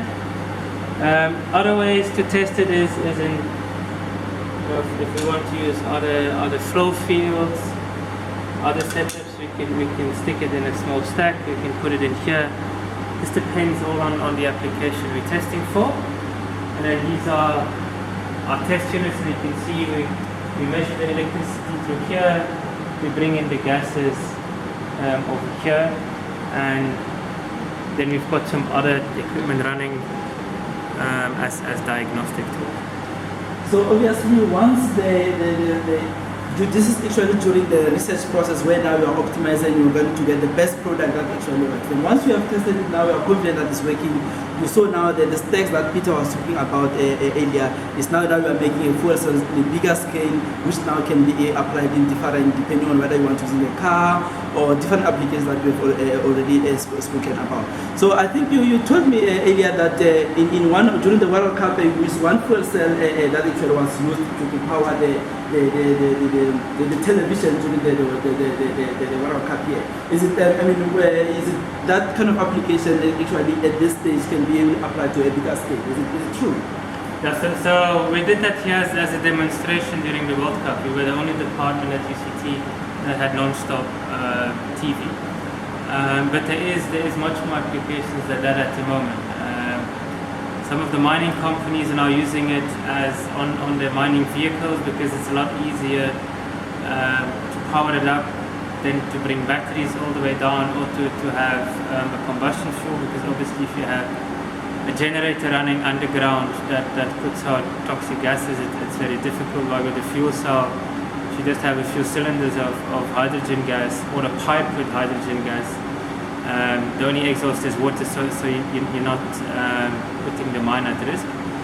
So there's a few applications there, and what we involved in as House Catalysis is a big project with a cell phone operator to actually go and power up cell phone antennas in remote areas, so which would allow you to much more coverage with your cell phone, but also in areas that are a bit further away from urban centers. That is most interesting, especially when you're speaking about the issue of innovation. That one looks at the areas that where electricity is not actually at the moment difficult to actually power those houses. One can come up with an innovative way of actually with this small engine that can actually power the schools. We're talking about clinics and all those kinds of that in one area. So this depends on the science actually level of the young minds that are actually in the schools at the moment. So we thank you very much, Peter, for actually giving us the exciting opportunities that are available in the hydrogen fuel cells at UCT. And yes, the next part of this, we got the opportunity to actually got Rihad here with us, which now is going to be telling us a little bit about his research involvement in the fuel cell at UCT. So Rihad, where are you coming from? Where were you born? Are you a South African? Yeah, I was born in Port Elizabeth. Grew up there, studied there, done my schooling, matric in Port Elizabeth, and and then also went to the University of Nelson Mandela Metropolitan University. Then how did you come to UCT? How did you get up here? What interested you to actually come up and end up wanting to be a research in fuel cells? So I actually started my research in fuel cells at NMMU during my master's, which is after the honors program. And during that time I was doing research in fuel cells as well. So I decided to do a PhD to further my education, learn a little bit more about fuel cells, and UCT was then the best place for me to be, because the Center for Fuel Cell Catalysis is basically at the University of Cape Town. That is interesting. So say for example there's this one learner that is wanting to follow the career in fuel cells, and you are coming from the Eastern Cape, I guess, and what can you tell this person? Is it possible for a learner coming from a typical rural village or coming from a school to actually, after passing matric mathematics and physical science, to actually end up here? What tips, what can you advise them to actually follow through to end up where you are? My thing would be that the most important thing is to work hard, just continue. I always say that you have to be resolute in your pursuit, and you have to just set your goals and go for them. I think that's the most important thing, to work hard, and you can get anywhere. True indeed. So tell me here, obviously in any job, in any research, there's not everything is smooth riding. What are the challenges that are in your typical research in your work? What are the challenging factors that you usually encounter in your work? The challenges are that I was guess thinking I about guess that. definitely Yeah. he actually enjoys everything here. He gets everything right here. But now, what are the most fascinating things about the work? What is the thing that makes you to wake up in the morning and say, I want to do that research? What are the most fascinating things about the research in influences? Basically, you just want to learn more. You want to be a master at what you're doing. So research is it's enjoyable because you're learning something. You're developing your skills, basically developing your mind, and you're applying that knowledge that you're doing to better the society, basically by helping take on the problems of the world. Exactly. Energy is a problem at the moment, and obviously in terms of sustainability, hydrogen fuel cells is one of that possibilities that actually help to contribute in a sustainable way. Thank you very much, Rehat, and we hope your message will actually inspire the learners out there. And remember, we said that these people are contactable. If you need any more information about it, you can always contact us, and we can make it easier for you to connect with these people. It was an enjoyable day for us to actually meeting the UCT chemical engineering and to actually learn more about fuel cells. We see that these are the applications that are in your school: physical science, electrochemistry. You pass your mathematics and science; those are your weapons for you to make sure that you can reach university. You either do research, or after your fourth year degree, if you're doing chemical engineering, you can go anywhere. You can either go for the job, or if you want to do a research, you have to do additional 2 years for a master's degree. If you want to continue for PhD, you need additional 3 years. After your PhD, then you can now definitely follow a research career, either as a lecturer or in application in industry. Thank you very much, folks. I hope you've been inspired about this part of the group.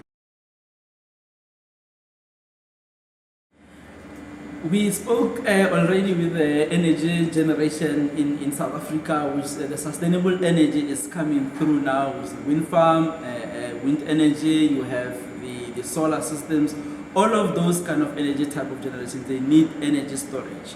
Today we are visiting University of Western Cape, the SL Lab, which is the Energy Storage Innovation Lab. It was recently launched officially by the Department of Science and Technology. So I am here with Professor Blada Krum, who is actually the director of this institute, and will be telling more about the science behind the battery itself and what this institute is actually for. Thank you very much for actually giving us the opportunity to actually talk to about this in order to give the knowledge to our young learners out there. Can you please tell a little bit more about yourself, and how did you came about ending up at the SL Lab? Okay, thank you, Peter, for the opportunity to speak about our institute. I first want to speak a little bit about the institute. So the institute is the Institute for South African Institute for Advanced Materials Chemistry, and it really focuses on energy. So we have identified energy as a very important part of daily life, and energy is basically everywhere. So we focus on hydrogen energy, lithium-ion batteries energy, also thermal batteries, and also petrochemical energy. So there's a whole lot of different energy types, and we focus on basically all of them. The ISIL, the Innovation Lab, is really focused on battery storage, energy storage in the form of batteries. Okay, so again, why we do that? As you already introduced, basically energy is produced at any time of the day by especially renewable energy sources, and it needs to be stored because right at that time people may not need it. So there's a mismatch between when energy is produced and when energy is needed. And the energy storage and batteries can actually kind of bridge the difference. Now, energy storage is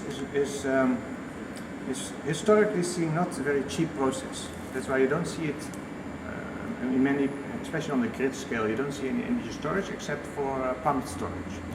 So 99% of the world energy stored is in pumped storage.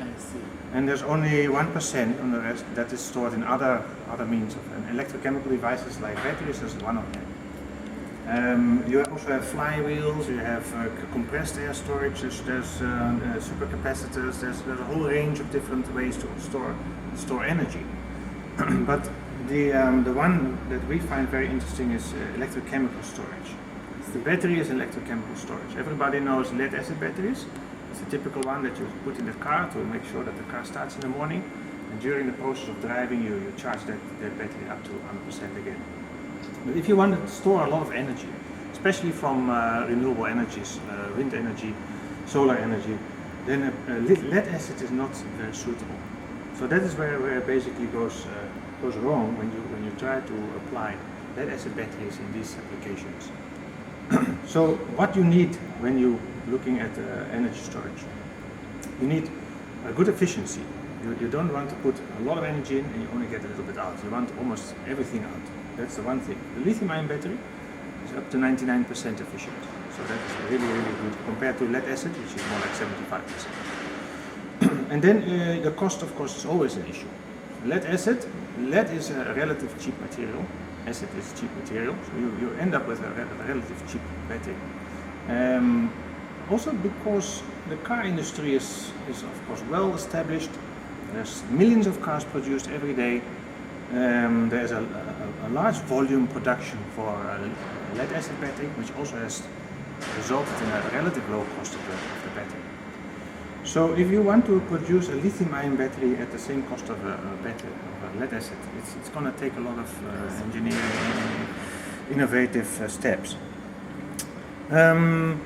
So what is the science behind the battery? Can you actually sort of run through us in terms of a battery itself, like going inside the battery itself? How does it work? How difficult or easy it is to actually make a battery itself? See, a battery consists of basically three important components. It's an anode, a cathode, and a separator. So the anode and the cathode, that's basically where the lithium ion is basically moving from the anode to the cathode, or from the cathode to the anode, depending on whether you're storing energy or depending on when you want energy.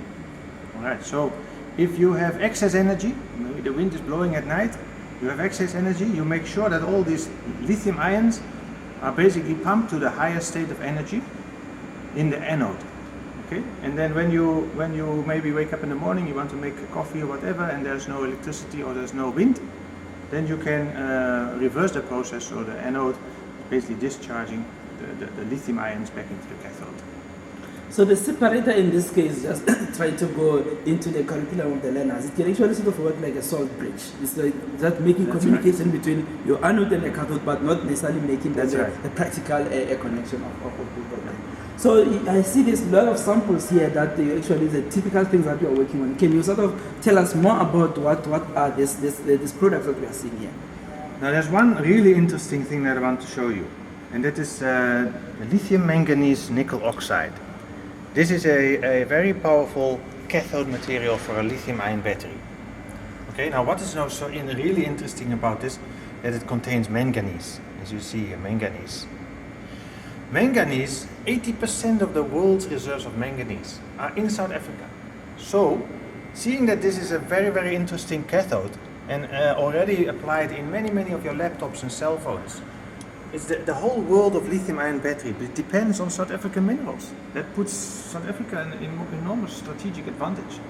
And of course we need to capitalize on this. We can't just sell this manganese-containing ore just for cheap to the rest of the world and then buy in these batteries at a very high premium. It's like talking beneficiation of our minerals. This is beneficiation at its best, if you ask me.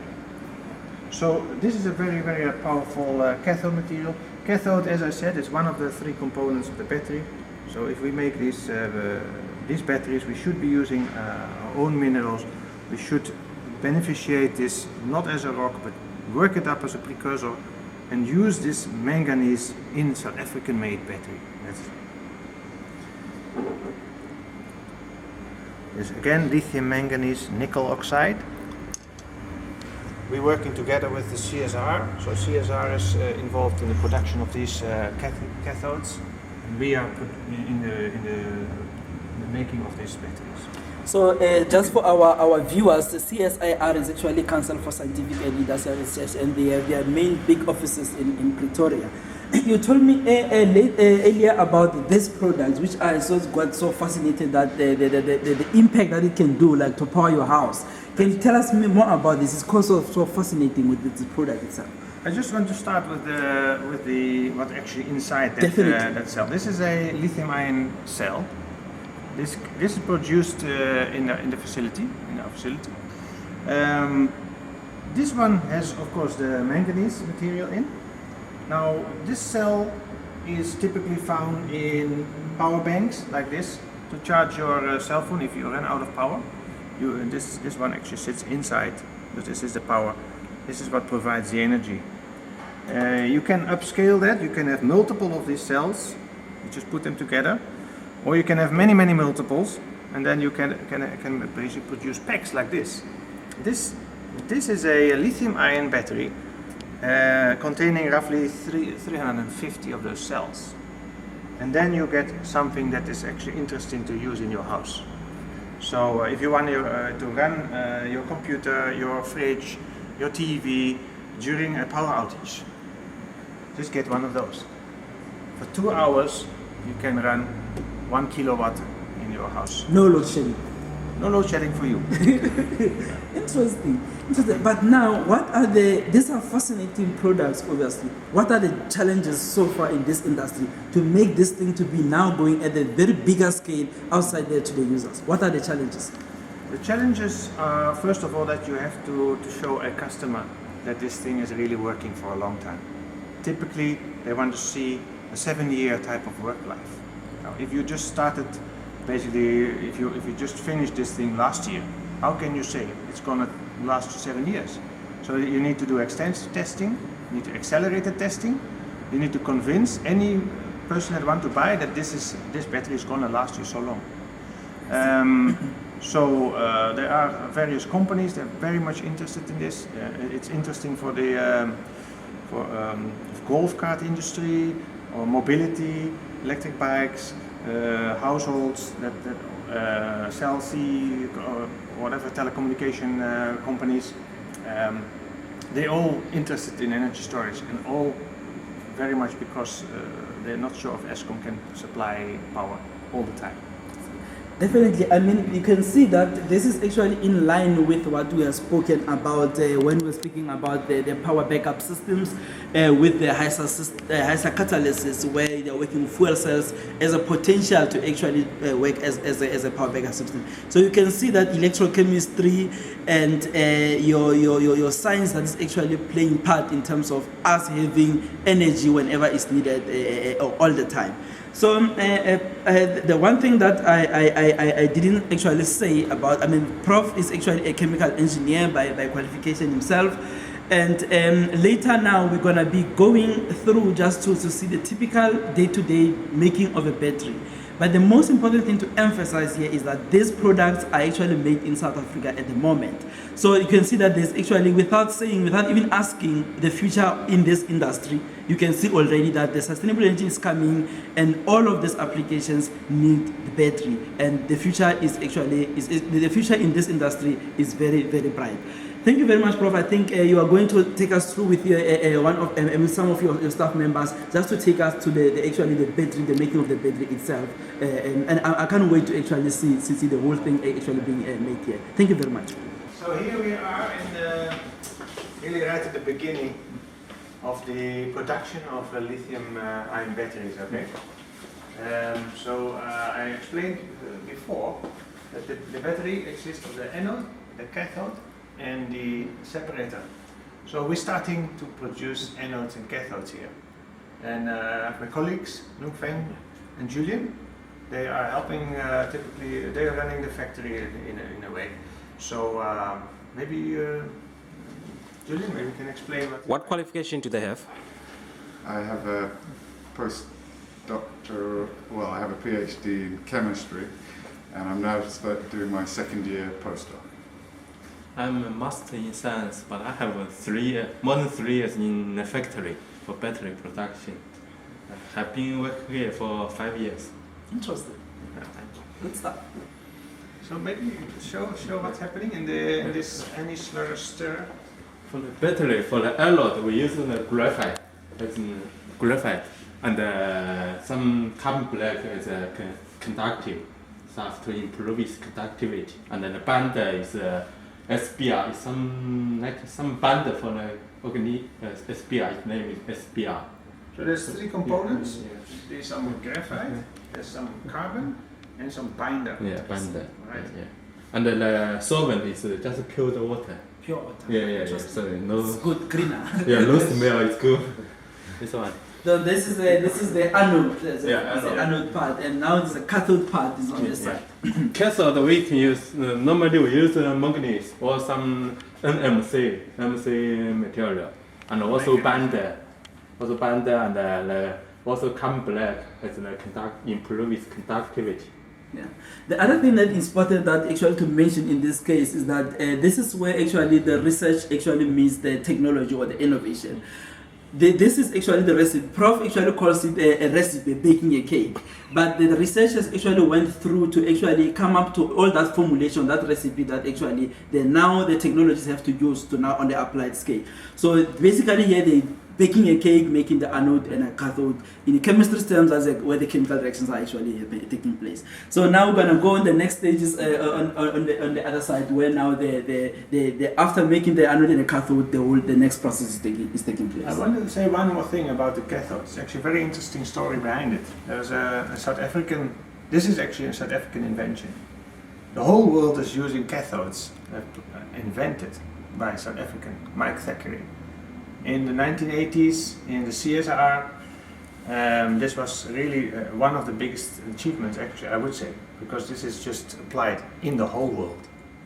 Interesting. No, South Africa has that power. We just have to sort of ignite the spark and make it happen. Thank you. So after you've made those the anodes and the cathode, and this the second process now of the process of now going closer to the battery itself. What is happening here? What are we doing here? I can see that this looks like some copper there. What is happening on the stage? This is the alloy, the graphite, and coated on a copper foil. Copper foil is very thin. It's only 8 to 10 micrometer thick. Wow, and this is the material that actually was mixed on the other side, I understand. And this is the anode just part. Like a print machine. I see. Print on a copper.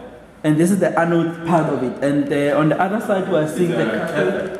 And the only difference, this one is actually being placed on the copper. And I see here the material is different, it's aluminium. Yeah, aluminium. Is there any reason for that? Any reasons for why? That was a chemistry reaction. If you put this side on that side, maybe this one will solve in electrolyte.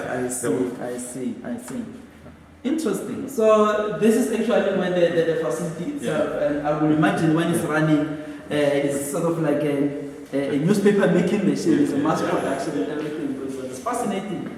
Because the cathode is sensitive to the water, so normally after cooking, you must keep them raw in the oven.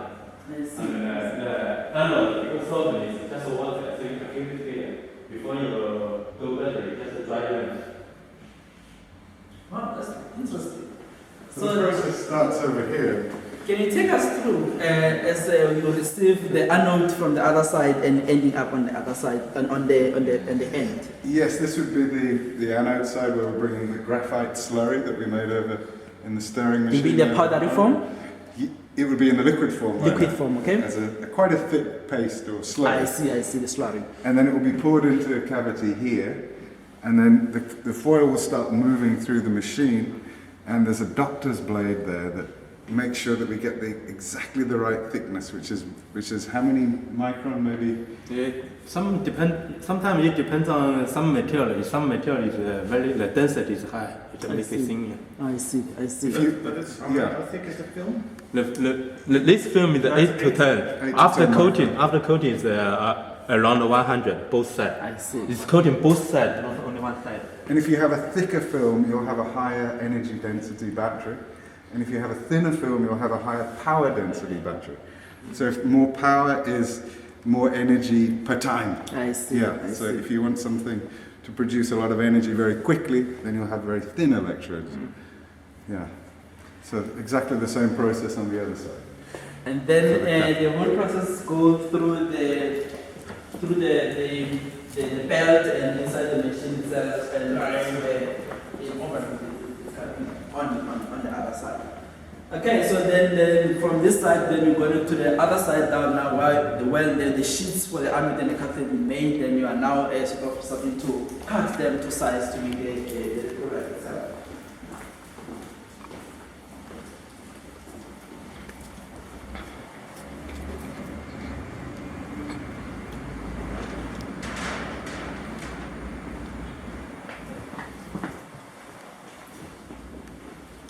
So again, this is the cathode that we saw on the other side. Remember, it was on the aluminum material. And what do you do on this step? What is the next process here? Okay, the cathode from the roll form is now cut into little squares or rectangles with a little tab on the top. It's important because this is where you get your electrical connection in the end of the day. So all the film gets completely cut up with this machine into multiples of these. And the same process is happening with the anode. It's again a separate machine, but doing exactly the same. Just cutting the electrodes in the right shape. And the next step after having those sheet cuts to size, you use a calendar. Which is some kind of two big rolls that are just pressing whatever you put in between, you press. So if you put the cathode in between, you basically change the cathode from this type of look to this one. Yeah. So it's more compact. In this case, the manganese oxide has really been pressed very hard onto the aluminium film to make a very good electrical contact. Electrical contact you need to reduce your internal resistance. Interesting. And then the next step after that will be now combining the two. Now that you have two sheets of the anodes and the cathode cast to size, now you are making them together, going a step closer to now having the battery itself. Can you talk us through on this process, what's happening? Yes. So here what we're doing is putting the cathode and the anode together, but they must never touch or we'll have an electrical short in the cell. So in between the two electrodes, we have a separator. And this separator The separator is that white thing, ne? Is the white thing, yes. This is this roll you can see in the middle. And it's highly porous, it's micropores, they're very small holes, which allows the electrolyte, which is the liquid that we'll be putting in the battery later, to pass through the separator. So what this machine does is winds these very tightly together because we want them to be as close as possible so that we get high energy density. So from placing them in the two stacks with the separator in the middle, this machine will wind them together in a nice tightly wound pack like that, and you can think of it as a robot because once we put the stacks in, this will come out the other side over here. So now the two sheets are put together by the robotics, obviously by the controller outside. Yes. And then now the step is almost now closer to the finish. And then what's the next step after that? What do you do with the pouches? Yeah, this pouch also is a special material. This pouch is three layers. Inside, in the middle is aluminium. I see. And outside is two different plastic.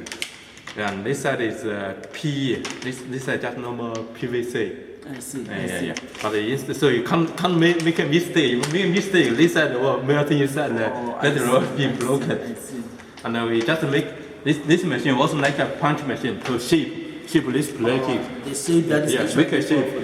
Depending on your design. Yeah. What size you need, and just shape this size so you can put the next cell inside. This is just a package for the cells. Okay, then after that process, what is coming? This is already put the battery inside.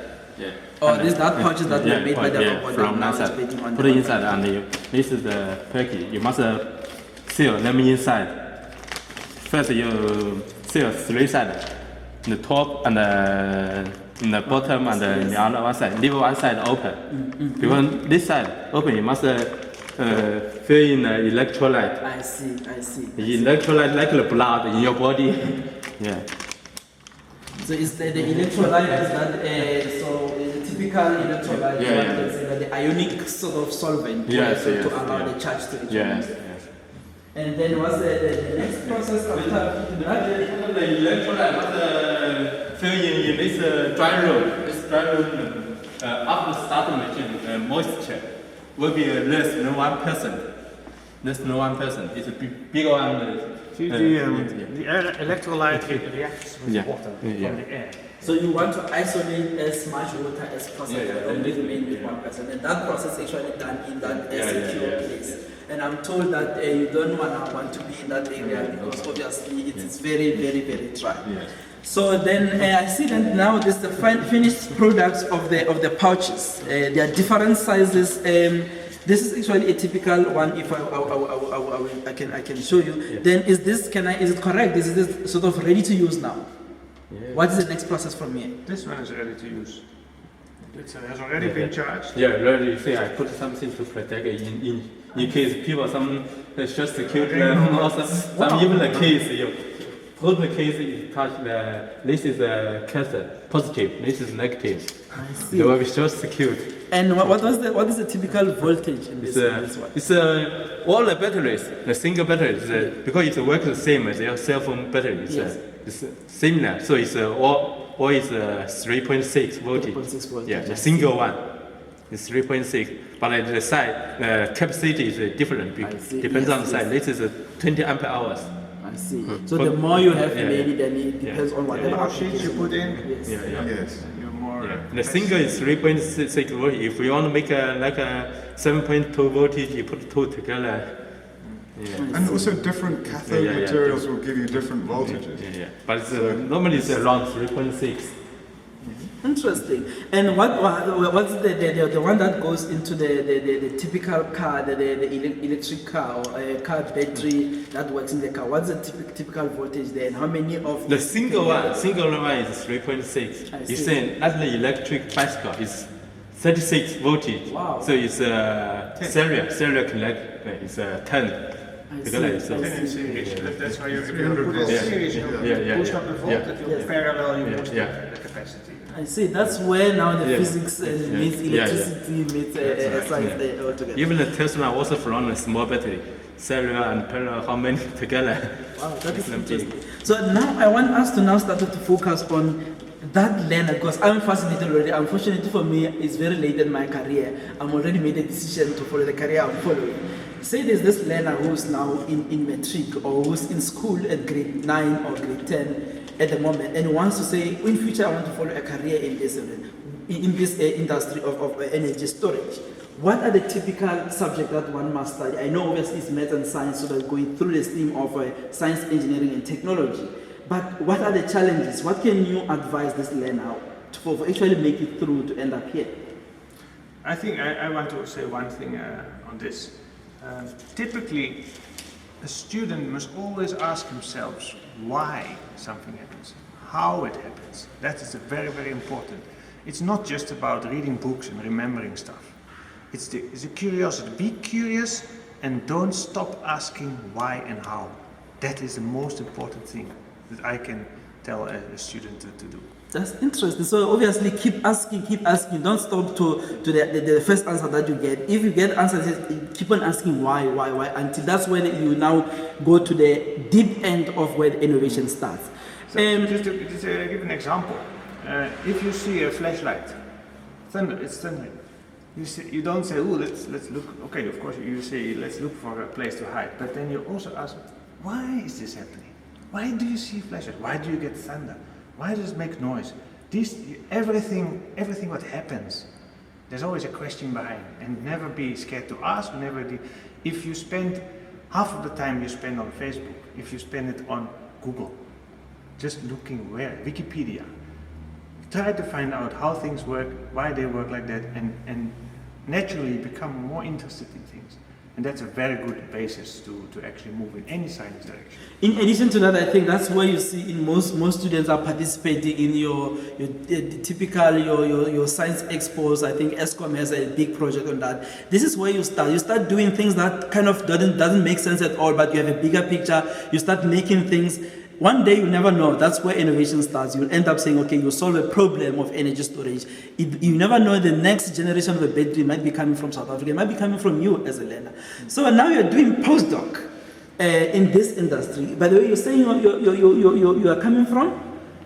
I'm doing a PhD at the University of Western Cape. Western Cape. And originally you are coming chemistry. from, and are you coming from South Africa? I'm English originally, but I've lived here for 20 years. So in your career, and up until you do a PhD and you're a postdoc, what are the challenges? How did you go through that? Because a learner will say that, okay, it's difficult for me to actually end up at that postdoc level. Obviously, it was not a smooth sailing through. Can you sort of give us the journey through up until where you are now? What are the interesting advantages, disadvantages? Yes, it is a journey, and it's something that will, your focus will change when you are exposed to new things, and you might find some things less interesting, more interesting, but it's very rarely the same thing that you had in mind when you began. So you will definitely branch. If you don't branch, then you're lucky and you've had one focus all the time. But I started off doing biochemistry, which I found very interesting. But then things in biochemistry turned to chemistry, and then things in chemistry turned to energy. So I'm here after, yes, it's about 5 years. And in you're enjoying it. So I've been doing batteries for 5 years. But and you're enjoying it all the way. Yes, it's fantastic. You found your destination. And it's a continual challenge, because with chemistry, you've got so many elements in the periodic table. Many of them may unlock secrets to getting better energy density. If you can get improvements of 10%, 5%, this can mean millions and save the world's energy crisis. So there's so much out there, so much left to find. I think it's a wonderful thing for kids to be going into. Interesting. I love this. So now, in technical aspect, how did you come up to be here and be doing as a technical person? For a person who wants to do what you are doing every day, because I consider passion when you are showing us what you are actually doing. What are the typical tips that you can give that such a learner? So because I studied a Master of Science also in electric chemistry. It's something about batteries. And after I finished my study, I went to factory as an engineer, research engineer, also doing batteries. And here, it's the same work. I like it a lot. And this batteries is at this moment is best already commercial batteries, and also still not work must be done for the safety and something like that. Put them together for the single one. And also some another place they use it for cell phone and like power bank, especially now for load shedding. You see, a small power bank you can charge your cell phone everywhere, and even for the electric bicycles and something else. That is interesting. So there's actually a wide range of careers, activities that are actually available for the learners in this industry. So now, as like we spoke previously, which was going to see one of the tests that I did with the bicycle outside, where you can actually, depending on how fit or I don't want to say lazy, but it's having a powered battery that you can actually relax. I'm told that it can actually work 35 kilometers or so at 35 kilometers per hour, if I'm correct. That's like my distance that I take to go to work. I can actually use that bicycle, and when I get to work, I don't have to have a problem with the parking. So this is a kind of a different innovations that South Africa is actually thinking through too. And I think obviously Prof emphasized the fact of the importance of innovation, the importance of actually doing applied stuffs. I think you can just talk us through more about that kind of an aspect of being innovative. Not only necessarily, we know research is very important, but after research, there's something that needs to go in the next stage up until you go to commercialization. The innovation part. I think, what are the challenges that South Africa is facing so that you can actually make sure that we improve the innovation in South Africa? I think there's one important thing to say about innovation. My colleague, who could not be here, he says it costs money to do an invention, right? You need money to do the research, to invent something, costs money. Innovation makes money. So it's invention costs money, innovation makes money. Innovation, so if you are focused on innovation, you always think about how money can be made. If you think about invention, you don't normally think about, many university people, they don't think about how whatever they do can make money. They're interested for the science, they want to understand, but there's another aspect to it which makes more, which is very important for the economy. Whatever you do must eventually make money, right? Or economy. And that gives a little bit different perspectives to how you approach a problem, how you want to apply certain things in real life. So, yeah, there's a bit of a mind shift in that way. I agree totally. So I think the message that you young people that you can actually get from this is that obviously there's an open, there's a lot of multitude of careers, multitude of opportunities that are open for us if you innovate and keep asking why and work hard. I think those are the key things that I'm getting from here. I will obviously first like to thank you very much, the SL Lab at the UWC, for giving us this opportunity to actually give the message to our learners about the careers opportunities that are available in South Africa. And thank you very much for this. And until next time when I'm coming here and driving the car which is powered by your battery. Thank you very much. Thank you very much.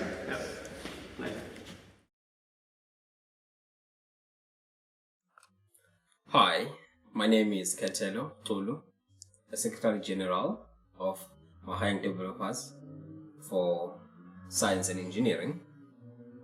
We have embarked on a journey to collect videos and showcase how energy is generated, and once that energy is generated, how it can be saved for future usage. So with Dr. Peter Malaje, our chairperson, we have embarked on this journey to collect this material so that we can showcase to young people and inspire them to do science and engineering.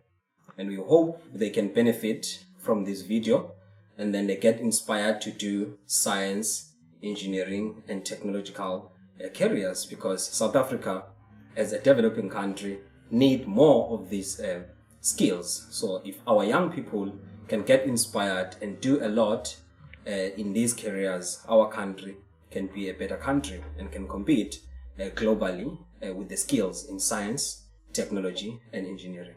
I thank you. Hi, my name is Rico. I grew up in a village called Mdse in Limpopo.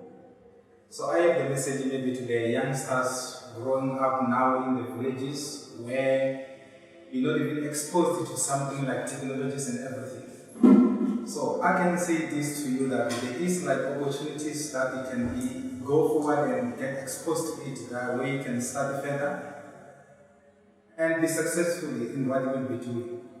So like myself, I started in my school in primary in Lamtelani, and then I went to Mdse High School where I did my matric in 2007.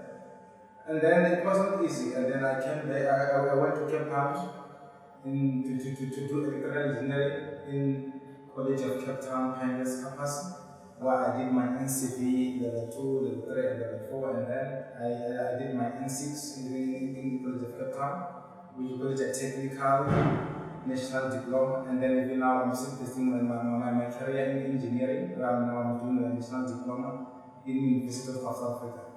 So that's what I can say maybe to the youngsters, that we have to work hard. It doesn't come easy. You just have to put yourself a dream and then a goal, and then go after it, stay focused, work hard, it will pay at the end of the day. I think. So my name is Peter Malaji. I have just introduced myself at the beginning of the video as the chairperson of the Mahayang Developers for Science and Engineering. As you know, Mahayang Developers for Science and Engineering is an organization that has been formed to assist learners in mostly rural areas so that they can be able to excel in mathematics and science, so that they can pursue careers in mathematics, in science, engineering, and technology. So this year, Mdse took a different approach in terms of how it's doing its work, and this is obviously based on the video that you have already seen. So this slot is trying to obviously encourage learners that are out there who wants to pursue careers, and we're giving an example of people who have made it following the career itself. So I will tell you a little bit about myself and my journey. I was born in a rural Siabe, and after matriculating in 1999, obviously I didn't have enough money to go to university. I had to spend a year at home in the following year 2000. So a typical rural boy, obviously, there are many issues that can affect you during that times, but I chose to be as positive as possible, and during that year, I've used that year actually to prepare for university, because I was hopeful that one day I'm gonna go to university. I got a bursary that actually enabled me to start the University Foundation here at the University of Limpopo. Though that program was basically for people who do not necessarily pass very well but want to improve my marks. I did obviously had a full matriculation exemption, but I did that year for me to obviously empower myself more, especially coming from a rural area. You don't have that much of experience and sort of skills that other people might have had in other schools. So I did that course. We were 150 in total, and by the end of that year, I was among the top 10 students. And the following year, I had to register for first year at the university, or the same University of Limpopo. And obviously I did not have money, and it was just through, by the grace of God, obviously, but just 2 or 3 days before the registration can close, my father managed to actually, or the family actually managed to get something to actually get me through to register.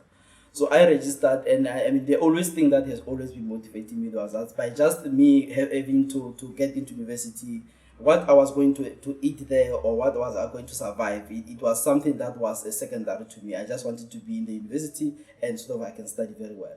So I struggled obviously during that time, sometimes sleeping with a very hungry, without any food and all those. Obviously, friends and class, what you call the roommates during that time actually were very helpful for so that we can work together. The small that we were getting from our families was helping us to actually go through the day and through the studies. It was the only thing that was a turning point in my career was the time, I think during March, when I got a call in my foundation year a class where they informed me that I got a bursary from ESCOM, which was covering all my studies, and obviously was having a stipend.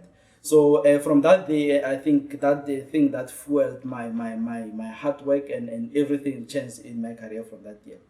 And just to summarize, by the beginning of, the end of my science degree, then I graduated in record time, and I got several awards, obviously, and in chemistry and different subjects. And by the end of that year, I majored in physics and chemistry. I continued in the same university through the scholarship, National Research Foundation, and did honors in chemistry. And after that, because I always had this dream that I want to be a chemist, and I thought it's very important for me to continue. I got the bursary through a University of Cape Town, which was actually for what you call equity development program, and again with NRF as well, which I got to do my MSc at the University of Cape Town. I've graduated that in the year 2008, and I continued again to do my PhD. And I've graduated a PhD in the year 2012. And obviously there's been a lot of successes, a lot of achievements throughout my studies, even up until PhD. After PhD, I continued again with doing a postdoc for 2 years at the same university, but a different department, because I have a PhD in chemistry. Then I did my postdoc in chemical engineering, again working on fuel cells and producing hydrogen for fuel cells. After spending 2 years there, I thought it was my time for me to leave academia a little bit and go to industry. That's where I am now. I think the very important thing to mention in this video, you can see that I am the kind of a guy who was actually going through discouragement or through pressure when I started my career. But you can imagine, just after that turning back of me of positivity and hard work, and after getting that bursary, the first bursary that made me to do my foundation year, I have studied through bursaries, through stipends, up until where I am. I've never suffered in terms of academically, financially. Even my parents have never actually have had to struggle for me to be at the university. So this is just show you that hard work and positivity and perseverance are the key fundamental things that make you to actually succeed in life.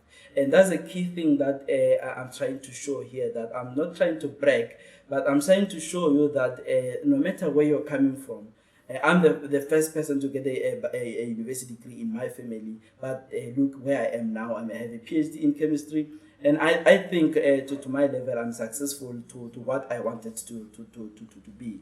So this is the key message that I will give to everyone then. Hard work, positivity, and choose your friends very well. And don't be afraid to ask questions where you don't have information. Ask questions. Mdse is there for you. Mentors are there for you. Just take all the opportunities available for you. And hard work, hard work, hard work. I wish you all the best in your careers. And if you need to find more information about how we can help you as Mdse, please don't be afraid to contact us. We'll be able to assist you where you can. Thank you very much and good luck. So now we are in the slot where now we are speaking with one of the people who are actually doing a day-to-day research in fuel cells, and I'm here with Rihad. Rihad is from the Eastern Cape. Rihad, can you please tell me a bit more? Where were you born? Where did you study, and how did you end up being at the University of Cape Town chemical engineering this research? Yeah, so I was born in Port Elizabeth, and I attended school in Port Elizabeth as well at St. Thomas High. I then did a undergraduate course in chemistry at Nelson Mandela Metropolitan University. After that, I did an honors also in chemistry at Nelson Mandela Metropolitan University. I then proceeded to do a master's in fuel cell research at NMMU. I then came and did a PhD at UCT, also in fuel cell research. So tell me, obviously, what inspired you to follow the career in fuel cells? What is that thing that said, fuel cells is the way to go? So one of the major challenges of society is energy supply, and research in fuel cells can actually help to overcome that problem within society. And so as a researcher, as a person who likes to help other people, it's nice to help society on a global scale in research in energy, basically. That is true, and that's so very inspiring as well. I mean, that you see that how the contribution of science can be in many aspects, and in this aspect in the energy industry. So obviously, in any research or in any innovation, there's no smooth riding. There are always challenges. Can you just brief? What is the typical challenges that you actually encounter in you doing the research and your typical research in fuel cells? My research is on the catalyst of fuel cells, and platinum is actually quite expensive, as you know. Although South Africa has most of the platinum reserves in the world, the price of platinum is still quite expensive. So we are looking at alternatives. We are looking at developing different catalysts for fuel cell research to make them a more commercial entity, basically. That is good. So obviously, I mean, you hear the amount of mining, the platinum that is in mining, does not mean that we now have to just use it and waste as much. You have to use it so optimum and so efficient as possible. That is the work of researchers in South Africa at the moment. So I think the other thing, I mean, you heard that the fuel cell need hydrogen to be actually being powered, and UCT is also involved in actually making with different processes that are actually producing hydrogen. So there's a wide opportunity that are open for you as a physical science and mathematics learner who wants to follow careers in energy sector in South Africa after passing matric very well and after working very hard. Can you give an advice to those learners that who want to follow a career in chemical engineering, in science, who wants to end up wanting to contribute in fuel cells as well? Yeah, so my advice would be just to work hard. One of the things that you have to have is a passion for science, a passion for learning, and a passion for people, for to better society basically. And so yeah, work hard, study hard basically, and just apply your mind and have a passion about it. That is very true. So guys, I have already said in different clips that these people that we are speaking with them here are very reachable. If you want to have more information, you want to get them, you actually speak through us, then we'll be able to connect them so that you can know more information. Hi, I'm Mdse from the Eastern Cape. I was raised by a single parent, my mother, and my four siblings. I studied my primary and high school in PE. So when I passed my matric, I moved to Cape Town to study further for electrical infrastructure and systems and did my related course also. For the young woman out there, I would like to say they must work hard, do well. It's not easy because I've struggled. I also had a gap year. After a year, I found a bursary. Then I did well, and now I'm working for a medical company as a plant operator. Just do it. Young people have to see and acknowledge that coming from any diverse background, but it is within yourself that you can change your life and achieve certain things that many people would think that are very improbable for you to achieve. So as a young person staying there at home, in that village, in that township, where there are many, many difficulties, many hopelessness, but still it is possible. So you can do it. This is why, as Mdse, we believe in encouraging you, inspiring you to say, it is possible. Look at many people who have achieved it. It is possible for you to achieve it. Look at people like Dr. Mdse, where he is today. He is a doctor with a PhD. And ask yourself, if Mdse can make it, why not you? So my advice to you is that work hard, make sure that you challenge yourself, then you can achieve it. So it's possible. You can do it. Good luck.